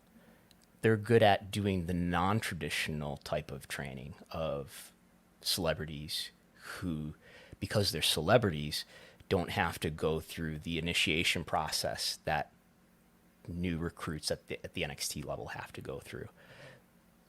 But so the NXT recruits, what they have to go through is this more traditional application of the way that things are, that, and apparently doesn't. I mean, who are the great, promising, up and coming talents that are in NXT who are in developmental right now? It's not that many who are obvious to me, and I think others would agree. So I just think the hubris that W is, because they're the biggest company, because they have the most resources, which they definitely do, that they should somehow be able to be the ones who are best at training people from scratch. As I mean, 10 years into the Performance Center has, I would say, not clearly not been the case, and you can look at a lot of other companies or sources around the world that have been more effective over the same amount of time. Yeah, and I think power in wrestling, it tends to be very stupid, and so you end up not having very challenging approaches to training and educating people. It's more about making sure that people are instilled with the values of power rather than instilled with the equipment that they need to get over in this moment. Do you think if Bad Bunny spent a year at the Performance Center going through all the drills that if nobody knew he was Bad Bunny, right? I'm just saying hypothetically, like the performer he's now, he spends a year, getting instructed, do this, don't do this. This is what you should do. This is what you shouldn't do. That kind of, and he is totally like many of these people, totally subservient to what WWE wants them to do. And he comes out. Do you think he is a better performer than he is right now? He'd almost certainly be better at like fundamentals. He'd maybe hit the ropes better, and his there'd be more crispness in his moves and things like that. But would he be like as charismatic or feel like as special of a star if he had spent a year doing that? I can't definitely say yes. I think he I think a lot of people who train there, learn things that complicate their ability to perform and get over, more so than what we see these people who sort of jump the whole process, or some of the more successful people who are trained outside of the W system. Okay. One other thing I wanted to discuss here. There was blood on this show at the very end. So the main event was Brock Lesnar and Cody Rhodes.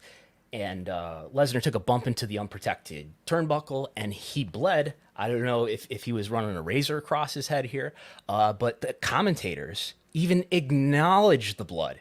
So I don't know if Walt Piecyk from Lightshed has heard about this or not, but he'll be very pleased to know that there was, in fact, blood and guts on this premium live event, and it was pretty late in the night. I think it was around 11 o'clock p.m., so the kids were definitely in bed by then. Michael Cole said the word blood.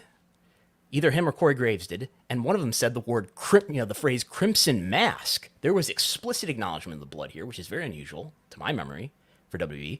And I just want to make a formal offer to Mattel. If you would like to have a partnership with us, a sponsorship, perhaps if you want to make Chris Gullo action figures, there's no blood on this program.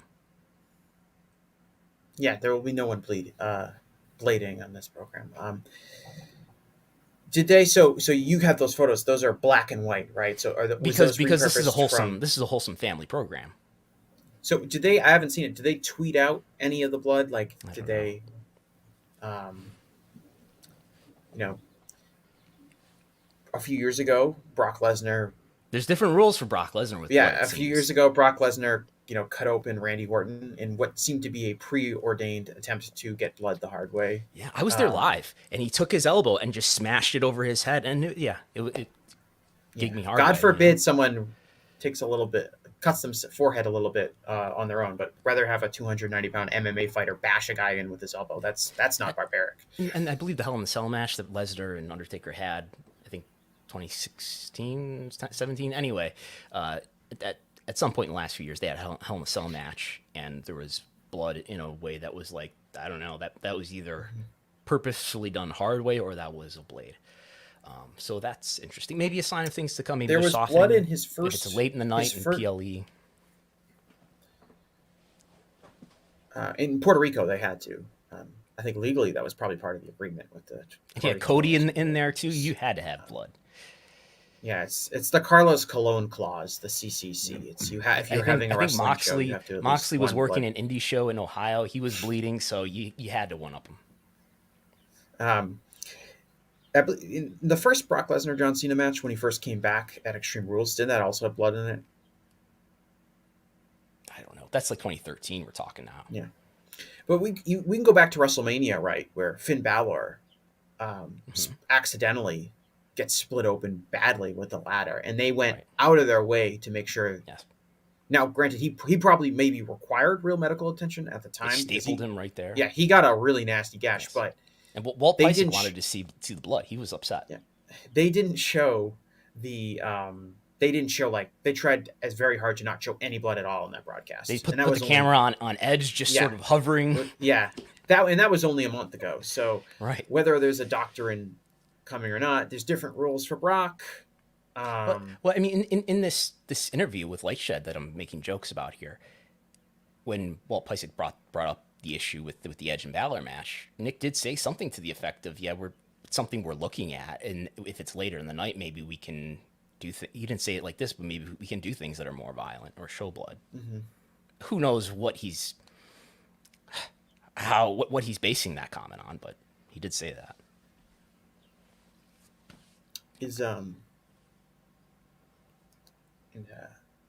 No, I was about to say the same thing. Okay. We'll go to the general now. This is what I did on my Friday morning, driving into work. I listened to the Warner Brothers Discovery earnings call with David Zaslav talking about artillery, talking about ammo, talking about battling against churn. I'll read parts of this summary from John Pollock of Post Wrestling. WBD released its first quarter earnings on Friday, and said that a key item being that its streaming business would be profitable this year, 1 year ahead of schedule. As we know, Netflix is basically the only streaming business that's profitable, and it's the oldest streaming business that's profitable. I think we talked, maybe it was last week, about how, what is it, Peacock's going to lose $1 billion this year, and this is going to be the peak of their losses, and they hope that their losses will diminish in time after this year. The company generated $10.7 billion in revenue. They're trying to deleverage their debt. For its U.S. streaming business, the company made $50 million this quarter and rose to $705 million year over year. WBD is gearing up for the relaunch of its streaming service, Max, which is currently called HBO Max. It's going to be rebranded in June. In May, I think in a couple weeks, actually. Company CEO David Zaslav stated that WBD would be, quote unquote, disciplined when it comes to renegotiations for NBA rights, which expire in 2024, 2025. And the WBD stock reacted well. So just to note that, this was news from WBD that it may actually be able to make money in streaming, which has been one of the big questions around media in this transition from behavior happening through traditional TV and now behavior moving over more so and will continue to move over to streaming.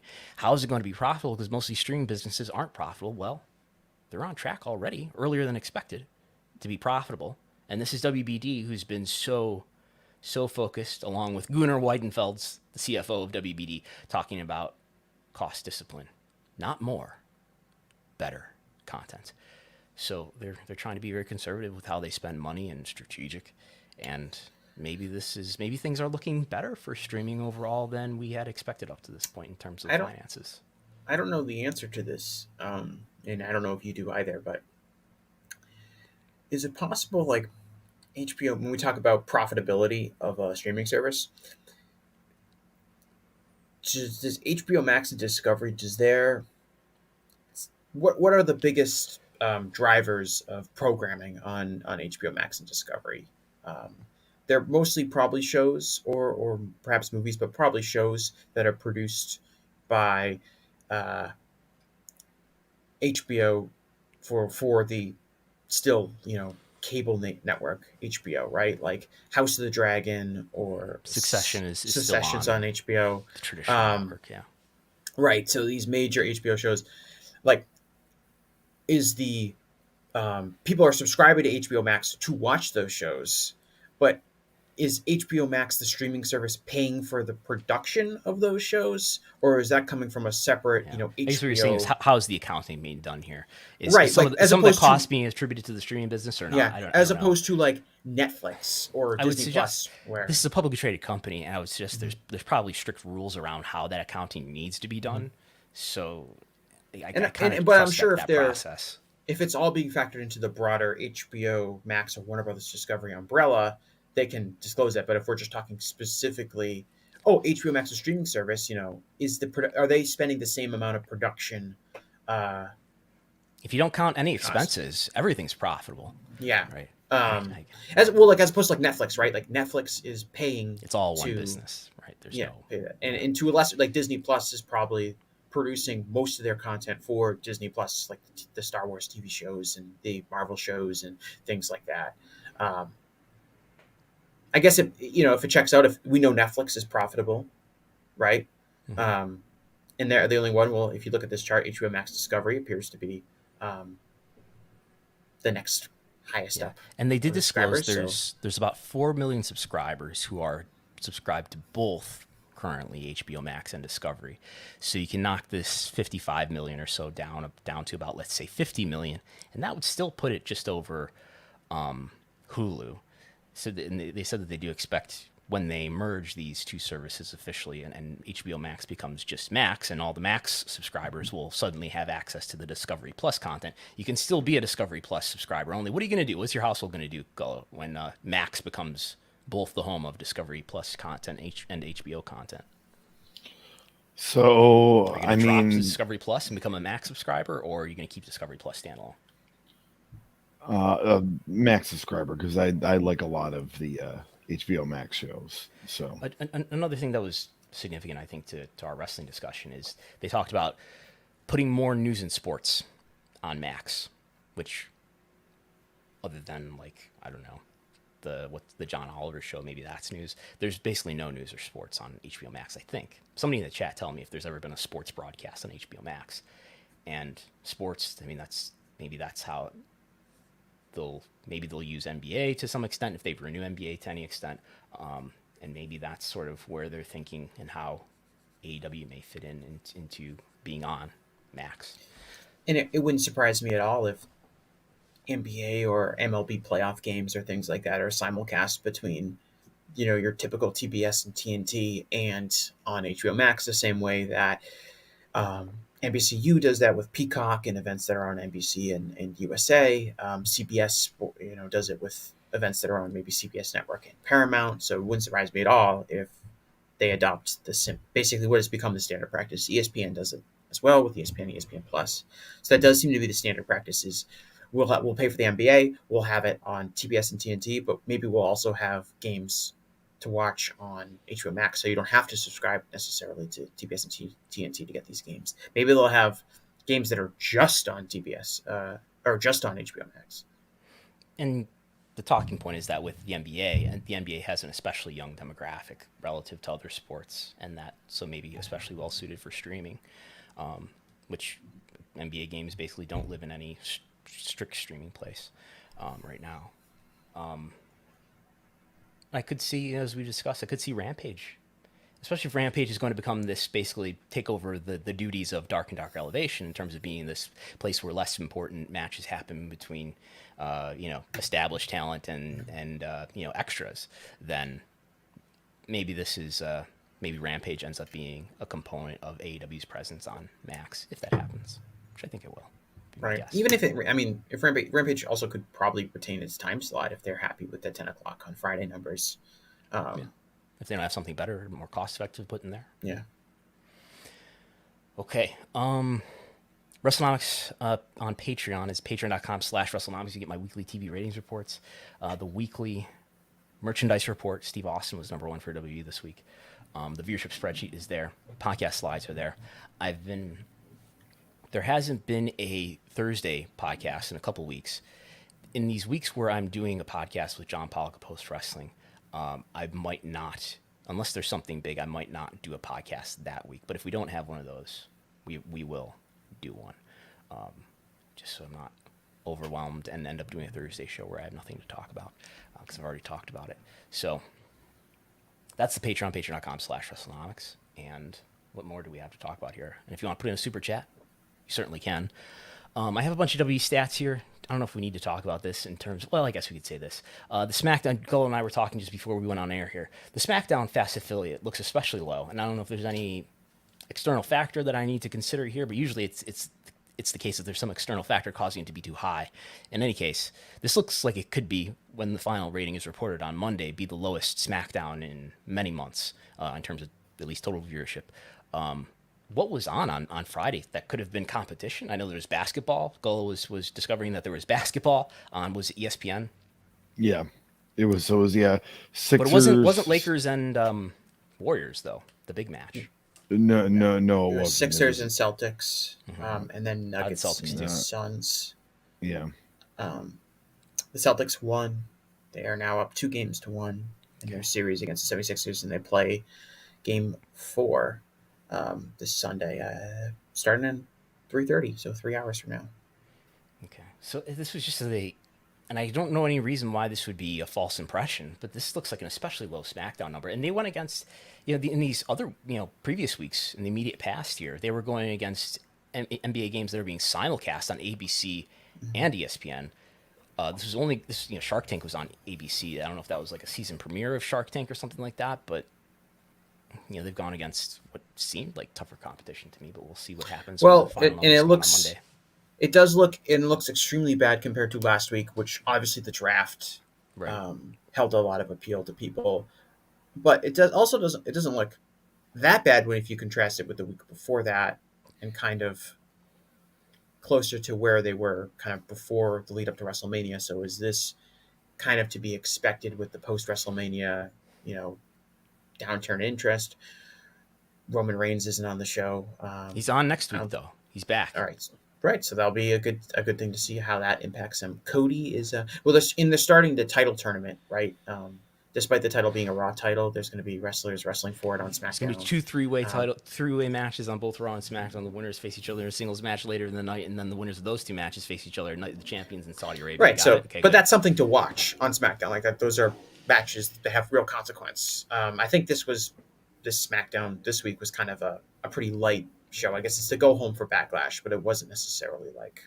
It was in Puerto Rico. It was a hot crowd. Cody was on the show, and but this could be, if my projection is right, this could be the lowest since September 2022.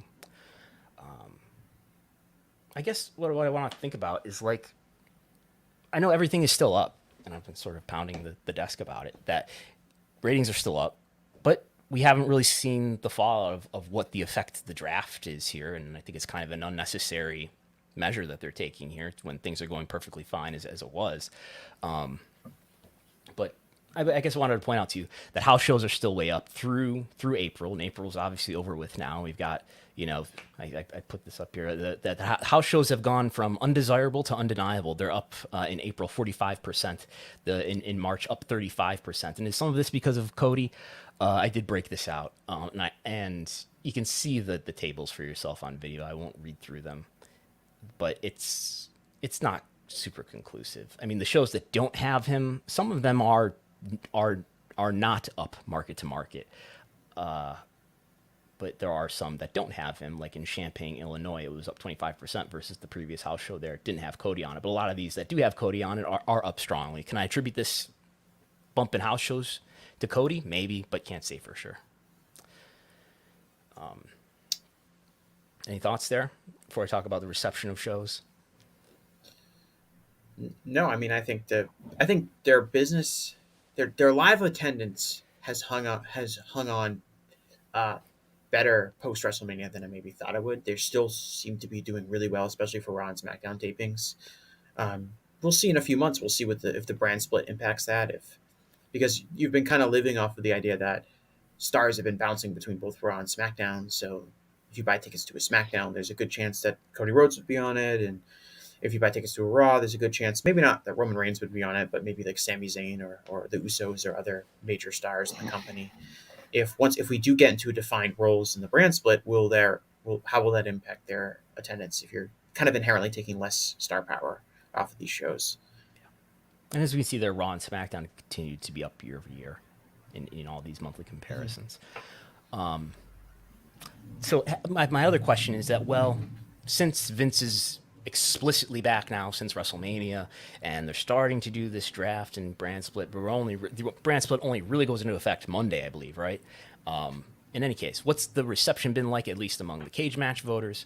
And was in April, that whole month of April. We've got Vince explicitly back in control, and we were getting reports that he is making changes. And Raw was, in terms of the cage match event ratings, was down to its lowest level since July 2022, which was Vince's last month. Raw was. So Raw, according to the cage match voters' sentiment, was as bad as it was back when Vince was back. And in every month in between, it was at least a little bit higher. But SmackDown in April had a really strong average rating of 7.6, which is, among the best months for an average for SmackDown. And this pay-per-view was quite well received. When I took the screenshot this morning, Backlash rating at over an 8.0 rating, just over, which puts it on the level of Elimination Chamber, Clash of the Castle. I imagine the April Raw ratings are being really hurt by the that post-Mania Raw that everyone just destroyed. It kind of turned into like a meme on Cage Match. Did it? Okay. Where it was like, I don't know where it is now, but it was like the third worst reviewed wrestling show in history. It was like only like Heroes of Wrestling and like one other show. I think there was like an episode of SmackDown that had no matches, no wrestling on it, that also got killed. Like, so I imagine that's hurting the April rating a lot. And everyone blamed Vince. Vince was back making changes. Yeah, you can see that. Like, currently sitting at a 0.63 out of 10. Yeah, in a lot of votes. So 367, whereas everything around it's got like at most just over 100. And to be fair, that was a hugely watched episode of Monday Night Raw, the post WrestleMania episode of Raw. But I'm assuming that is kind of like if you were to do, I don't know, like a median rating of April, it would probably be a little bit better. True. It would be. But I mean, like it does. If we're going on the idea of like Vince being back in charge and having more creative influence is hurting the perception of the product. It's hard to ignore the episode of Raw everyone knew Vince was back on, everyone hated. That's where the median would be 7. I mean, there's 5 here, so it's easy to tell. The median would be 7.49, which is pretty good. Right. SmackDown, doing good. SmackDown had a couple of Triple H coming out and telling the fans everything was going to be okay, so that probably helped the people feel better about the SmackDown cage match rating. And AEW, despite the fact that I think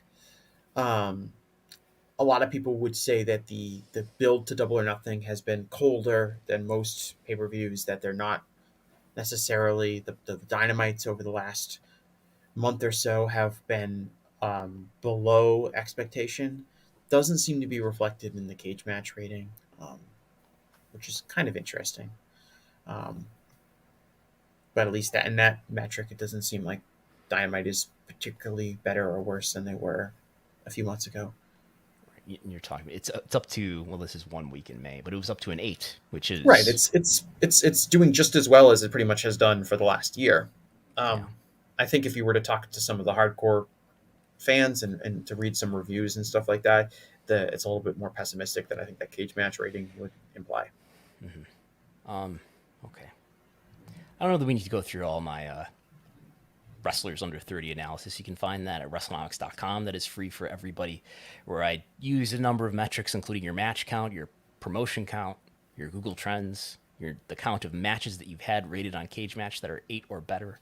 And I ran an index and sort of tried to find who are the wrestlers that stand out well under those numbers, that who are under the age of 30 and who have an age actually entered in Cage Match. And we get over 1,000 wrestlers. Is that the ranking? It is ranked. This is the ranking right here. I wrote in the article. If you read the article, I wrote in the article. Don't take the order of these tables too seriously. But here's some suggestions about who the wrestlers are under 30 who are standing out. Now you may react. No, I'm not gonna say anything. Okay. There are some names at the very top that are ahead of some names towards the middle of the list. We can verify here that Masha Slamovich is in fact better than Will Ospreay. Okay, moving on to the next topic. Briefly, we have an ELO draft update, and I have to look into this to make sure. Hopefully, over time, these numbers will change. But we've got 3 dates here because these are the dates that apparently matches took place on. So we started the clock on May 1st. If you missed last week's episode, we each picked 5 wrestlers, and based on their ELO ratings from here till the end of the year, we will have an ELO league, fantasy league here, and the winner will be the person who has the highest daily average ELO among their 5 wrestlers. I'm ahead here just because I have, and we're early in this process, but it's really about where these people end up more long term. But I picked, I think, the 5 wrestlers who are collectively the most highly ranked to begin with, so I am above everybody. I'm above either Gullo or Jesse at this point. So Wardlow won a match. His ELO rating didn't go up at all. Is that just because he beat a jobber? I'm suspicious that whether this data is correct or why it didn't move when like these people had matches during. Yeah, this time, Bianca right? Belair won last night. Well, I don't think we have I don't think we have her record for what happened last night in here yet. Mm-hmm. I did run this morning, but but see, I scraped cage match at like midnight, so probably at midnight. Maybe that record isn't in there. I don't know. I'm trying to think if she wrestled on Raw this week. Like I know Wardlow wrestled on Dynamite. Yeah. We'll see what happens next week. If these numbers continue not to change, there will be a data investigation. Hook wrestled on a Rampage. Sonata beat Hiromu this week. Orange Cassidy won. He won a tag match. And this is all between the 1st and the 5th? Yeah, I think so. Orange wrestled on Wednesday, which would have been the 3rd, I think, right? Okay. Well, there will be a data investigation before next week if these numbers do not change over the days. So, will the death of AEW Dark, does that impact these? That plays a huge role here. We all made these picks based on the assumption that AEW Dark and Dark Elevation will continue to exist and continue to allow wrestlers to pile up the wins. No more AEW Dark Elevation, other than I don't know, maybe a week or so. How much is really left? So that changes things, doesn't it? Sort of. I don't know. Who among those we have picked is really a regular on Dark and Dark Elevation? Maybe Hook, but Hook. That's a good. I would say I don't know for a fact, but like I feel like someone like Hikaru Shida is winning a lot of 3-minute matches on Dark and Dark Elevation. If we watch Dark or Dark Elevation, we'd probably be better able to answer this question. Yeah. Like Moxley's probably not wrestling that much on Dark or Dark Elevation.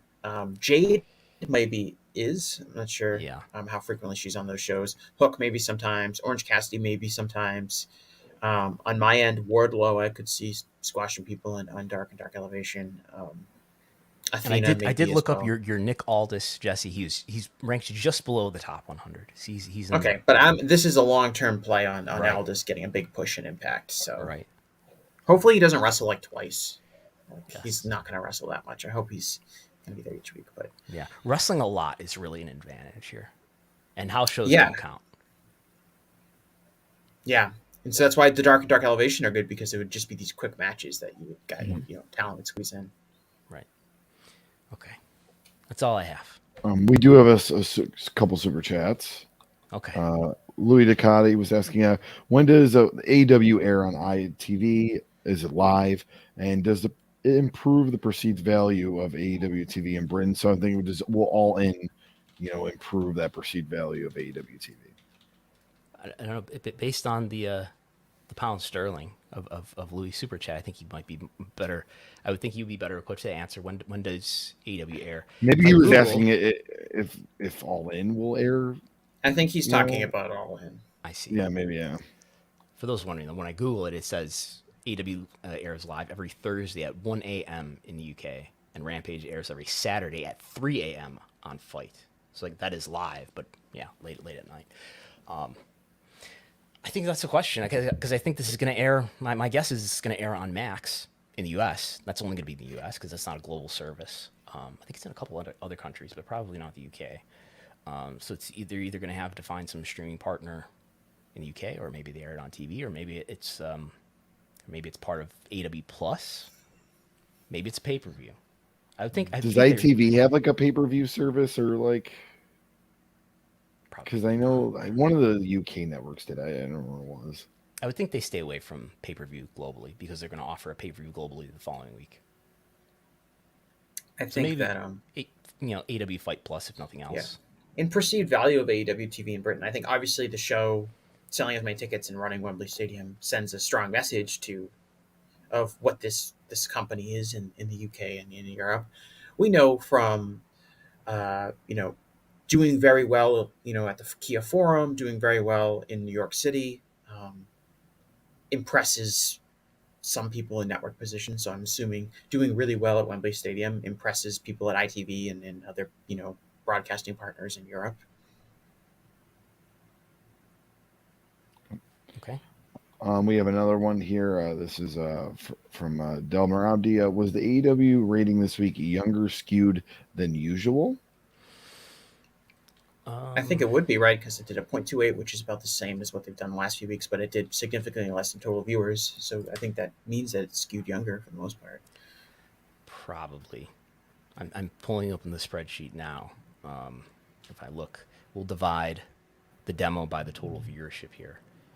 And AEW All Access not doing great ratings, by the way.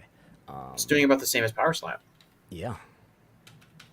So 47% was in the demo this past Wednesday. What happened last week? That was 47%, and the week before this week was 43%. So this was, I don't have the median age yet, but this had to have been a younger audience, generally. I mean, obviously, because it's, as Jesse said, same demo, but lower total viewership, so yes. Okay, and I know we have one more. I'm just scrolling up to the comments. Very active chat today. Thank you for everybody that participated here. Yeah, this is from Izzy McClure just saying thank you. Wrestlenomics is the best part of my Sunday morning. Thank you, Izzy. Thank you. It's the best part of my Sunday morning, too. It's also the best part of my Sunday morning, especially the way this Tottenham season's going. All right, and I believe that is it. Just scroll down. We got new comments to make sure they're not super chats. No, we should be good to go. We should be caught up on everything. Okay. Anything else you guys want to talk about or plug?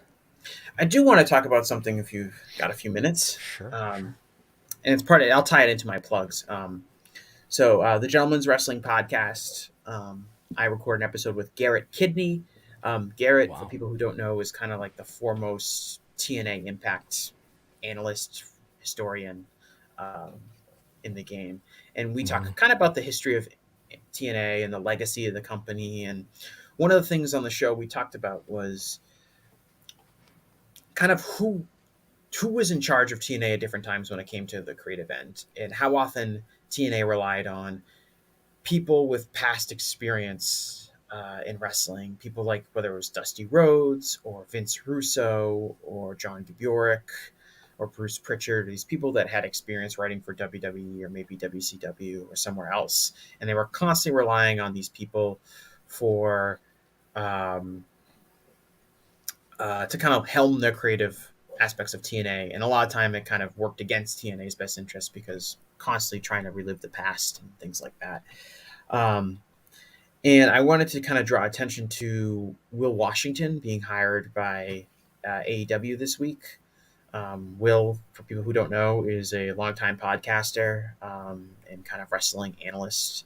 And he got hired in kind of like a multifaceted capacity for AEW. He's going to do, I forget what his actual title is, but he's going to do, some social media, some house show work, some live attendance work, some work in a creative capacity. I've been kind of told that he's going to be kind of responsible for the director of wrestling administration is Will Washington's title. And Tony mentions like he's gonna have some sort of level of creative capacity, and he's gonna be, I think I've been told kind of he's gonna be overseeing some like continuity within the company and things like that.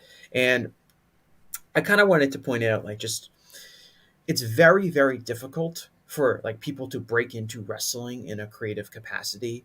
And if you look at who has been allowed to have a strong creative voice in major professional wrestling, it's really only a handful of people, and it tends to be the same people from generations ago. And so it's very interesting to see AEW bring in somebody who, to my knowledge, doesn't have any like proper wrestling booker experience, but their experience comes from being a fan and having respected opinions and analysis over wrestling. And that's someone whose voice is not frequently heard from in wrestling creative. In WWE, yes, they have writers, and some of those writers maybe are fans, but it's all under the thumb of Vince McMahon, and it's also under the thumb of people like Bruce Pritchard and Paul Levesque, who have been involved in creative capacity in wrestling for decades. And it does, and I'm thinking like historically, that's really stunted the creative developments in pro wrestling because it's only a few people are ever allowed to really hold the pencil. And like AEW kind of only exists because, and Tony Khan is one of those new voices who has emerged. And the only reason he's been able to emerge is because he has incredible personal wealth and decided to dedicate that to running a major wrestling company. And you could say to a lesser extent, like Billy Corgan is another person who's been a new voice, but it's largely because he's funded it himself. And it's exciting, I think, for different types of people to get an opportunity to be a creative voice in pro wrestling and get a chance with a major company to get some ideas on there and to put the voice of a fan in the room, which is something historically has been disdained by pro wrestling creative. And I think it'll be very interesting to see how it goes and if what kind of impact that has. And we should welcome, I think, this opportunity for more people to get involved in wrestling creative as opposed to the same names that have been kicking around for years and years. I'm scrambling to look at Cody Rhodes has said something to the effect when in the early days of AEW, I seem to remember him saying that there just shouldn't be writers, but what I'm finding is him saying that there are no plans at that time, like 2019, for AEW to hire writers. And I think when we talk about writers, we talk about like the WWE version of it, which is like we're going to get some people maybe with some scripted TV drama or sitcom writing experience, and they're going to pitch which is something that never existed before. Right, and we're going to pitch reimagine that process. We're going to pitch like backstage storylines, like some of the ones we heard about, like in the lawsuit. Obviously, not as offensive as those, but the idea of like this person's going to be in a relationship with this person and those kind of things, as opposed to like people deciding who's going to feud with who and what kind of story are we going to tell and those kind of aspects. And it's been controlled by the same people forever and ever. And it's one of those things where if you're looking to hire a new creative head, you usually look at people who have prior experience, even if that experience is not particularly good, or they burned out, or they don't have that connection with the audience anymore. And it's overwhelmingly white. It's overwhelmingly people over the age of 40 or 50 years old. It's people who have been around wrestling for a long time, or maybe their only experience is being around Vince McMahon's version of pro wrestling, which was certainly something that has hamstrung TNA over the years. And it's a different. It's overwhelmingly men too. Yeah, and so it is a different. Hiring Will is a very different step, and I don't know how much power Will is ultimately going to have. If he's going to be booking the whole shows, I doubt it. Tony is still going to have most of the control there, I'm sure. But the idea of putting another voice in the room like that is an interesting step, and I'm excited to see what happens. And I hope that if it goes well, just more people from different backgrounds are given an opportunity to have a role in creative in wrestling, because that's really when the best stuff happens, is when new people come along and experiment with different ideas. And when you're recycling the same people over and over again, you're not going to get that kind of output. Yeah, I think that's very true. That's the creative isolation that wrestling has been contained. U.S. wrestling has been contained to over the last 30 years has been a real limit on its ability to attract new audiences, to gain an audience, and to have greater success. But wrestling has not failed badly enough for those people to truly be weeded out, or to have for it to be demonstrated clearly enough to decision makers to be like, well, maybe we really need to recycle the kinds of people we put in these positions for whatever reason. Mm-hmm. And I think Vince is the biggest one of all. Yeah, and Vince owned the company, so Vince had an incredible amount of authority over what was going on. And that was, but even if you look at TNA, like when TNA went through a lot of different people, but with the exception of when they would bring in like Scott D'Amore, it was always like, who can we get that has some experience, whether it's Vince Russo or Eric Bischoff, or, even someone like John Gaburick, who was like kind of like a WWE, I think he was FCW at the time. And like, just the same kind of people that come from the same kind of environment, which is WWE or maybe WCW. And you're not getting the new kind of ideas and the new kind of perspectives that need to be shared. And the understanding of what the contemporary wrestling fan wants, and and if you want to create new fans, what do they want?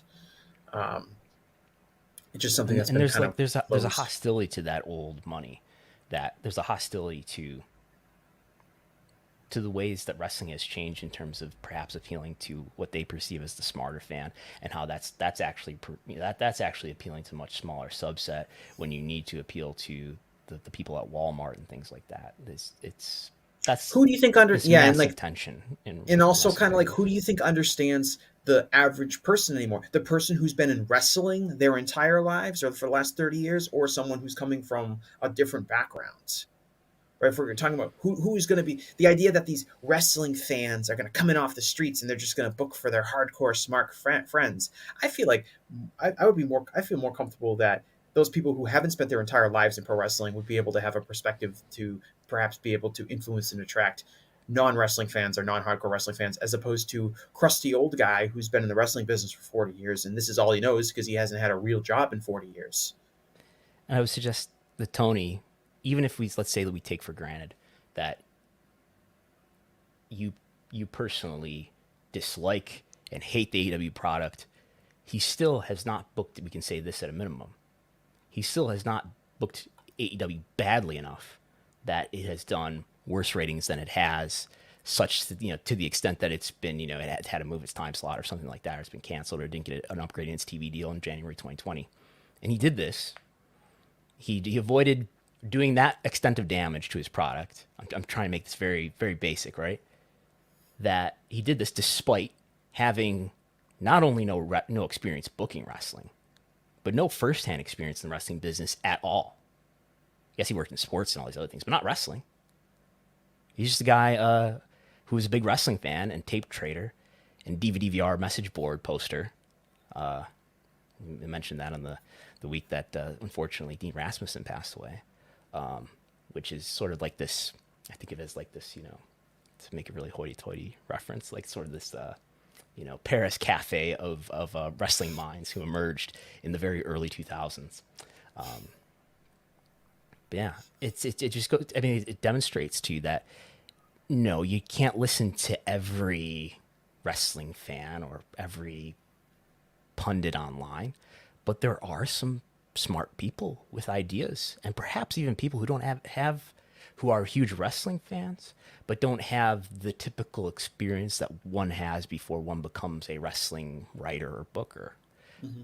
These people can be quite effective, and I think that's what really sets AW apart from the folly of TNA and Impact, is that it was run by somebody who's a huge, deep, hardcore wrestling fan. It was not run by Dixie Carter or the Carter family or even the Jarretts. It was run by somebody who loved wrestling in a way that the most hardcore fans love wrestling. And that has been effective. And if you don't think it's been effective, it has at least not been prohibitive to the company existing and doing what it's done to this point. Yeah, and it's also been somebody who's avoided like hiring the old guard, because they don't know any better, or and learning from history. And like, it makes sense why Dixie Carter brought in Eric Bischoff or Vince Russo. It makes sense, oh, I'm going to get this person who you can ask some people and they will tell you, oh, they were successful running another major wrestling company in the past, Mm-hmm. and they were successful being a booker. I'm disappointed nobody brought back Bill Watts again. The Cowboy, well, Brandon, the Cowboy's not gone. He's still around. I'm saying, well, I think actually maybe Hank Aaron ended him, actually. Yeah, but well, no, because he was hired by Vince That's after true. the That's Hank true. Aaron incident. He Well, worked for WWF after that. that was a different time and place. Yeah, and so I think it's just been like really great. Like, think about television, like, or let's do because we're talking about like major American wrestling. Let's think about like big budget movies. There are some people who like Steven Spielberg or you know James Cameron, although Cameron's not really that prolific, or Peter Jackson, right? These people that are doing big budget movies and they've been around for a long time. But there's also all sorts of other people who have stepped into that realm over the last 10 or 15 years, and been able to show that they can do a great job and be successful. and it hasn't been limited the fact that they never had any experience making a big budget movie before. And that's why we have a bunch of different, like, I guess some people would say we don't have enough creativity in Hollywood these days, but we have different creative minds getting a chance to do something. And wrestling has really been stunted. It's only been a few people that have really been enabled and empowered to do that. And I think we've had so much of wrestling and so much of AEW is fighting this uphill battle of pushing back against the singular creative vision of WWE, which has largely defined pro wrestling over the last 20 years, because WWE's either been the only major show in town, or if you consider TNA another major show, TNA was largely run similar to WWE from a creative end. And I would argue that AEW, even as it is still infected by the bad habits that WWE has instilled across so Absolutely. many people who work in AEW and who are influenced, maybe who never worked in WWE. Right, because that's for pro wrestling that's existed for 20 years. Right. Yeah.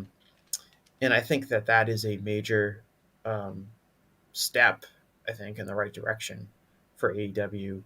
And that's why, like, if we talk, like, I don't think this has really seriously been discussed in a little bit, but like the idea of like a third major company, right? Like, what if Mark Cuban got involved, or some other billionaire was like, I want to run a wrestling company?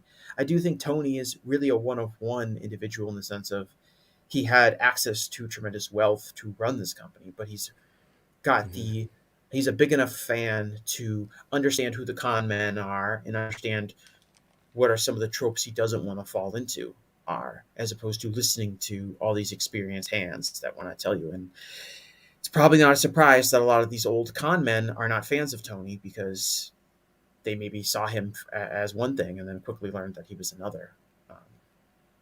And there was this point, and this is sort of related, I think, to the notion that I think we've discussed, that everybody had this utopian, idealistic concept of what AEW could be as your idealized alternative to wrestling, and then Right. it deviated from that, and you are happy or sad. Well, To the extent it's that it kind of deviated. I had yeah. an optimism about what AEW could be early on, and that but it has still ended up being a largely WWE influenced product, consciously or not, regardless of the lack of WWE experience that Tony or other people involved have had. Yeah. Like, you look at watch an episode of Dynamite, especially in the last few weeks, and I think the criticism that pundits or people online have been having for it lately, it's been a quite WWE looking product in terms of we do the promos in the ring, and there was a for that 4-way match that they're building, there was a cavalcade of challengers segment where one came out and another came out. It was a very WWE influenced product involving 4 wrestlers and perhaps producers who had nothing to do with WWE in any significant way ever. Yeah, and to be fair, without getting into any specific examples, there are some WWE things that they're okay to do. There are some of them are really good ideas that you should try to emulate. But you're right in the sense of, if you want to present a product that's different, to feel different, and to avoid some of the mistakes that other companies have made emulating WWE. And we could go even further into the gutter here, and Gullo can weigh in here.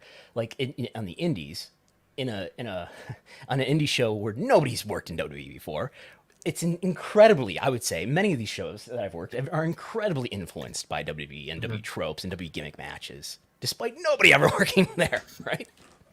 100%, especially things like the TLC. You see TLC Yes. matches on the Money in the indies Bank and cash and Royal Rumble style matches, and and even old tropes from old WWF are still used. The whole, like, oh, 2 guys wrestling each other. Oh, here comes 2 guys running in. All right, now we have a tag team main event. Like,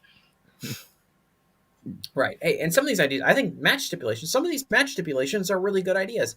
I think this is like something I've heard pushback against. I think AEW should just do a full blown Royal Rumble. Call it something else, but have 1 through 30 come out individually, big world title shot on the line. Make the world title match at All In. You have to win the AEW version of the Royal Rumble. I think it would be great, and people would overreact, and we'd have this whole culture war fight about, they're doing a WWE idea, like all this stuff, and then just be like, I don't care if they're copying WWE. I think it would be a great. I think it would do a huge rating on Dynamite, and I think AEW has a lot of interesting talents that would get big pops when they came out, and it would be interesting to see who wins. I think that would be a great idea, but they probably wouldn't do it, and maybe they shouldn't do it because it's just an ingrained WWE tradition. But as a just a wrestling fan, I think it would be great. Okay. Anyway, so me and Garrett discuss a lot about the limited creative minds in TNA, and that's on the Gentleman's Wrestling podcast. And I also wrote an article for voicesofwrestling.com talking more in depth about like the Will Washington hire and kind of more of like historically what this means for pro wrestling creative, and that's on the voicesofwrestling.com. You can check that out. Anything to go? Yeah, you can see me this weekend, Saturday night. I'll be announcing Empire State Wrestling Brawl Fest, Matt Cardona versus Kevin Bennett in the main event. Is that Frontier Fire Hall or Riverworks? That's Riverworks. Okay. Yeah, and then the night before, I'll be at the One Night Cat Brewing doing stand-up comedy in the Williamsville area of Buffalo, New York. So. Okay. Thanks everybody for listening. Thanks for your super chats today. Thanks for supporting and subscribing. We will talk to you. I will be back with John on Wednesday with a special guest to be announced. I think you will both enjoy. But then we'll be back. So probably not a Thursday show this week because I'm doing that on Wednesday. And then we'll be back, of course, again on Sunday with this program. Talk to you then.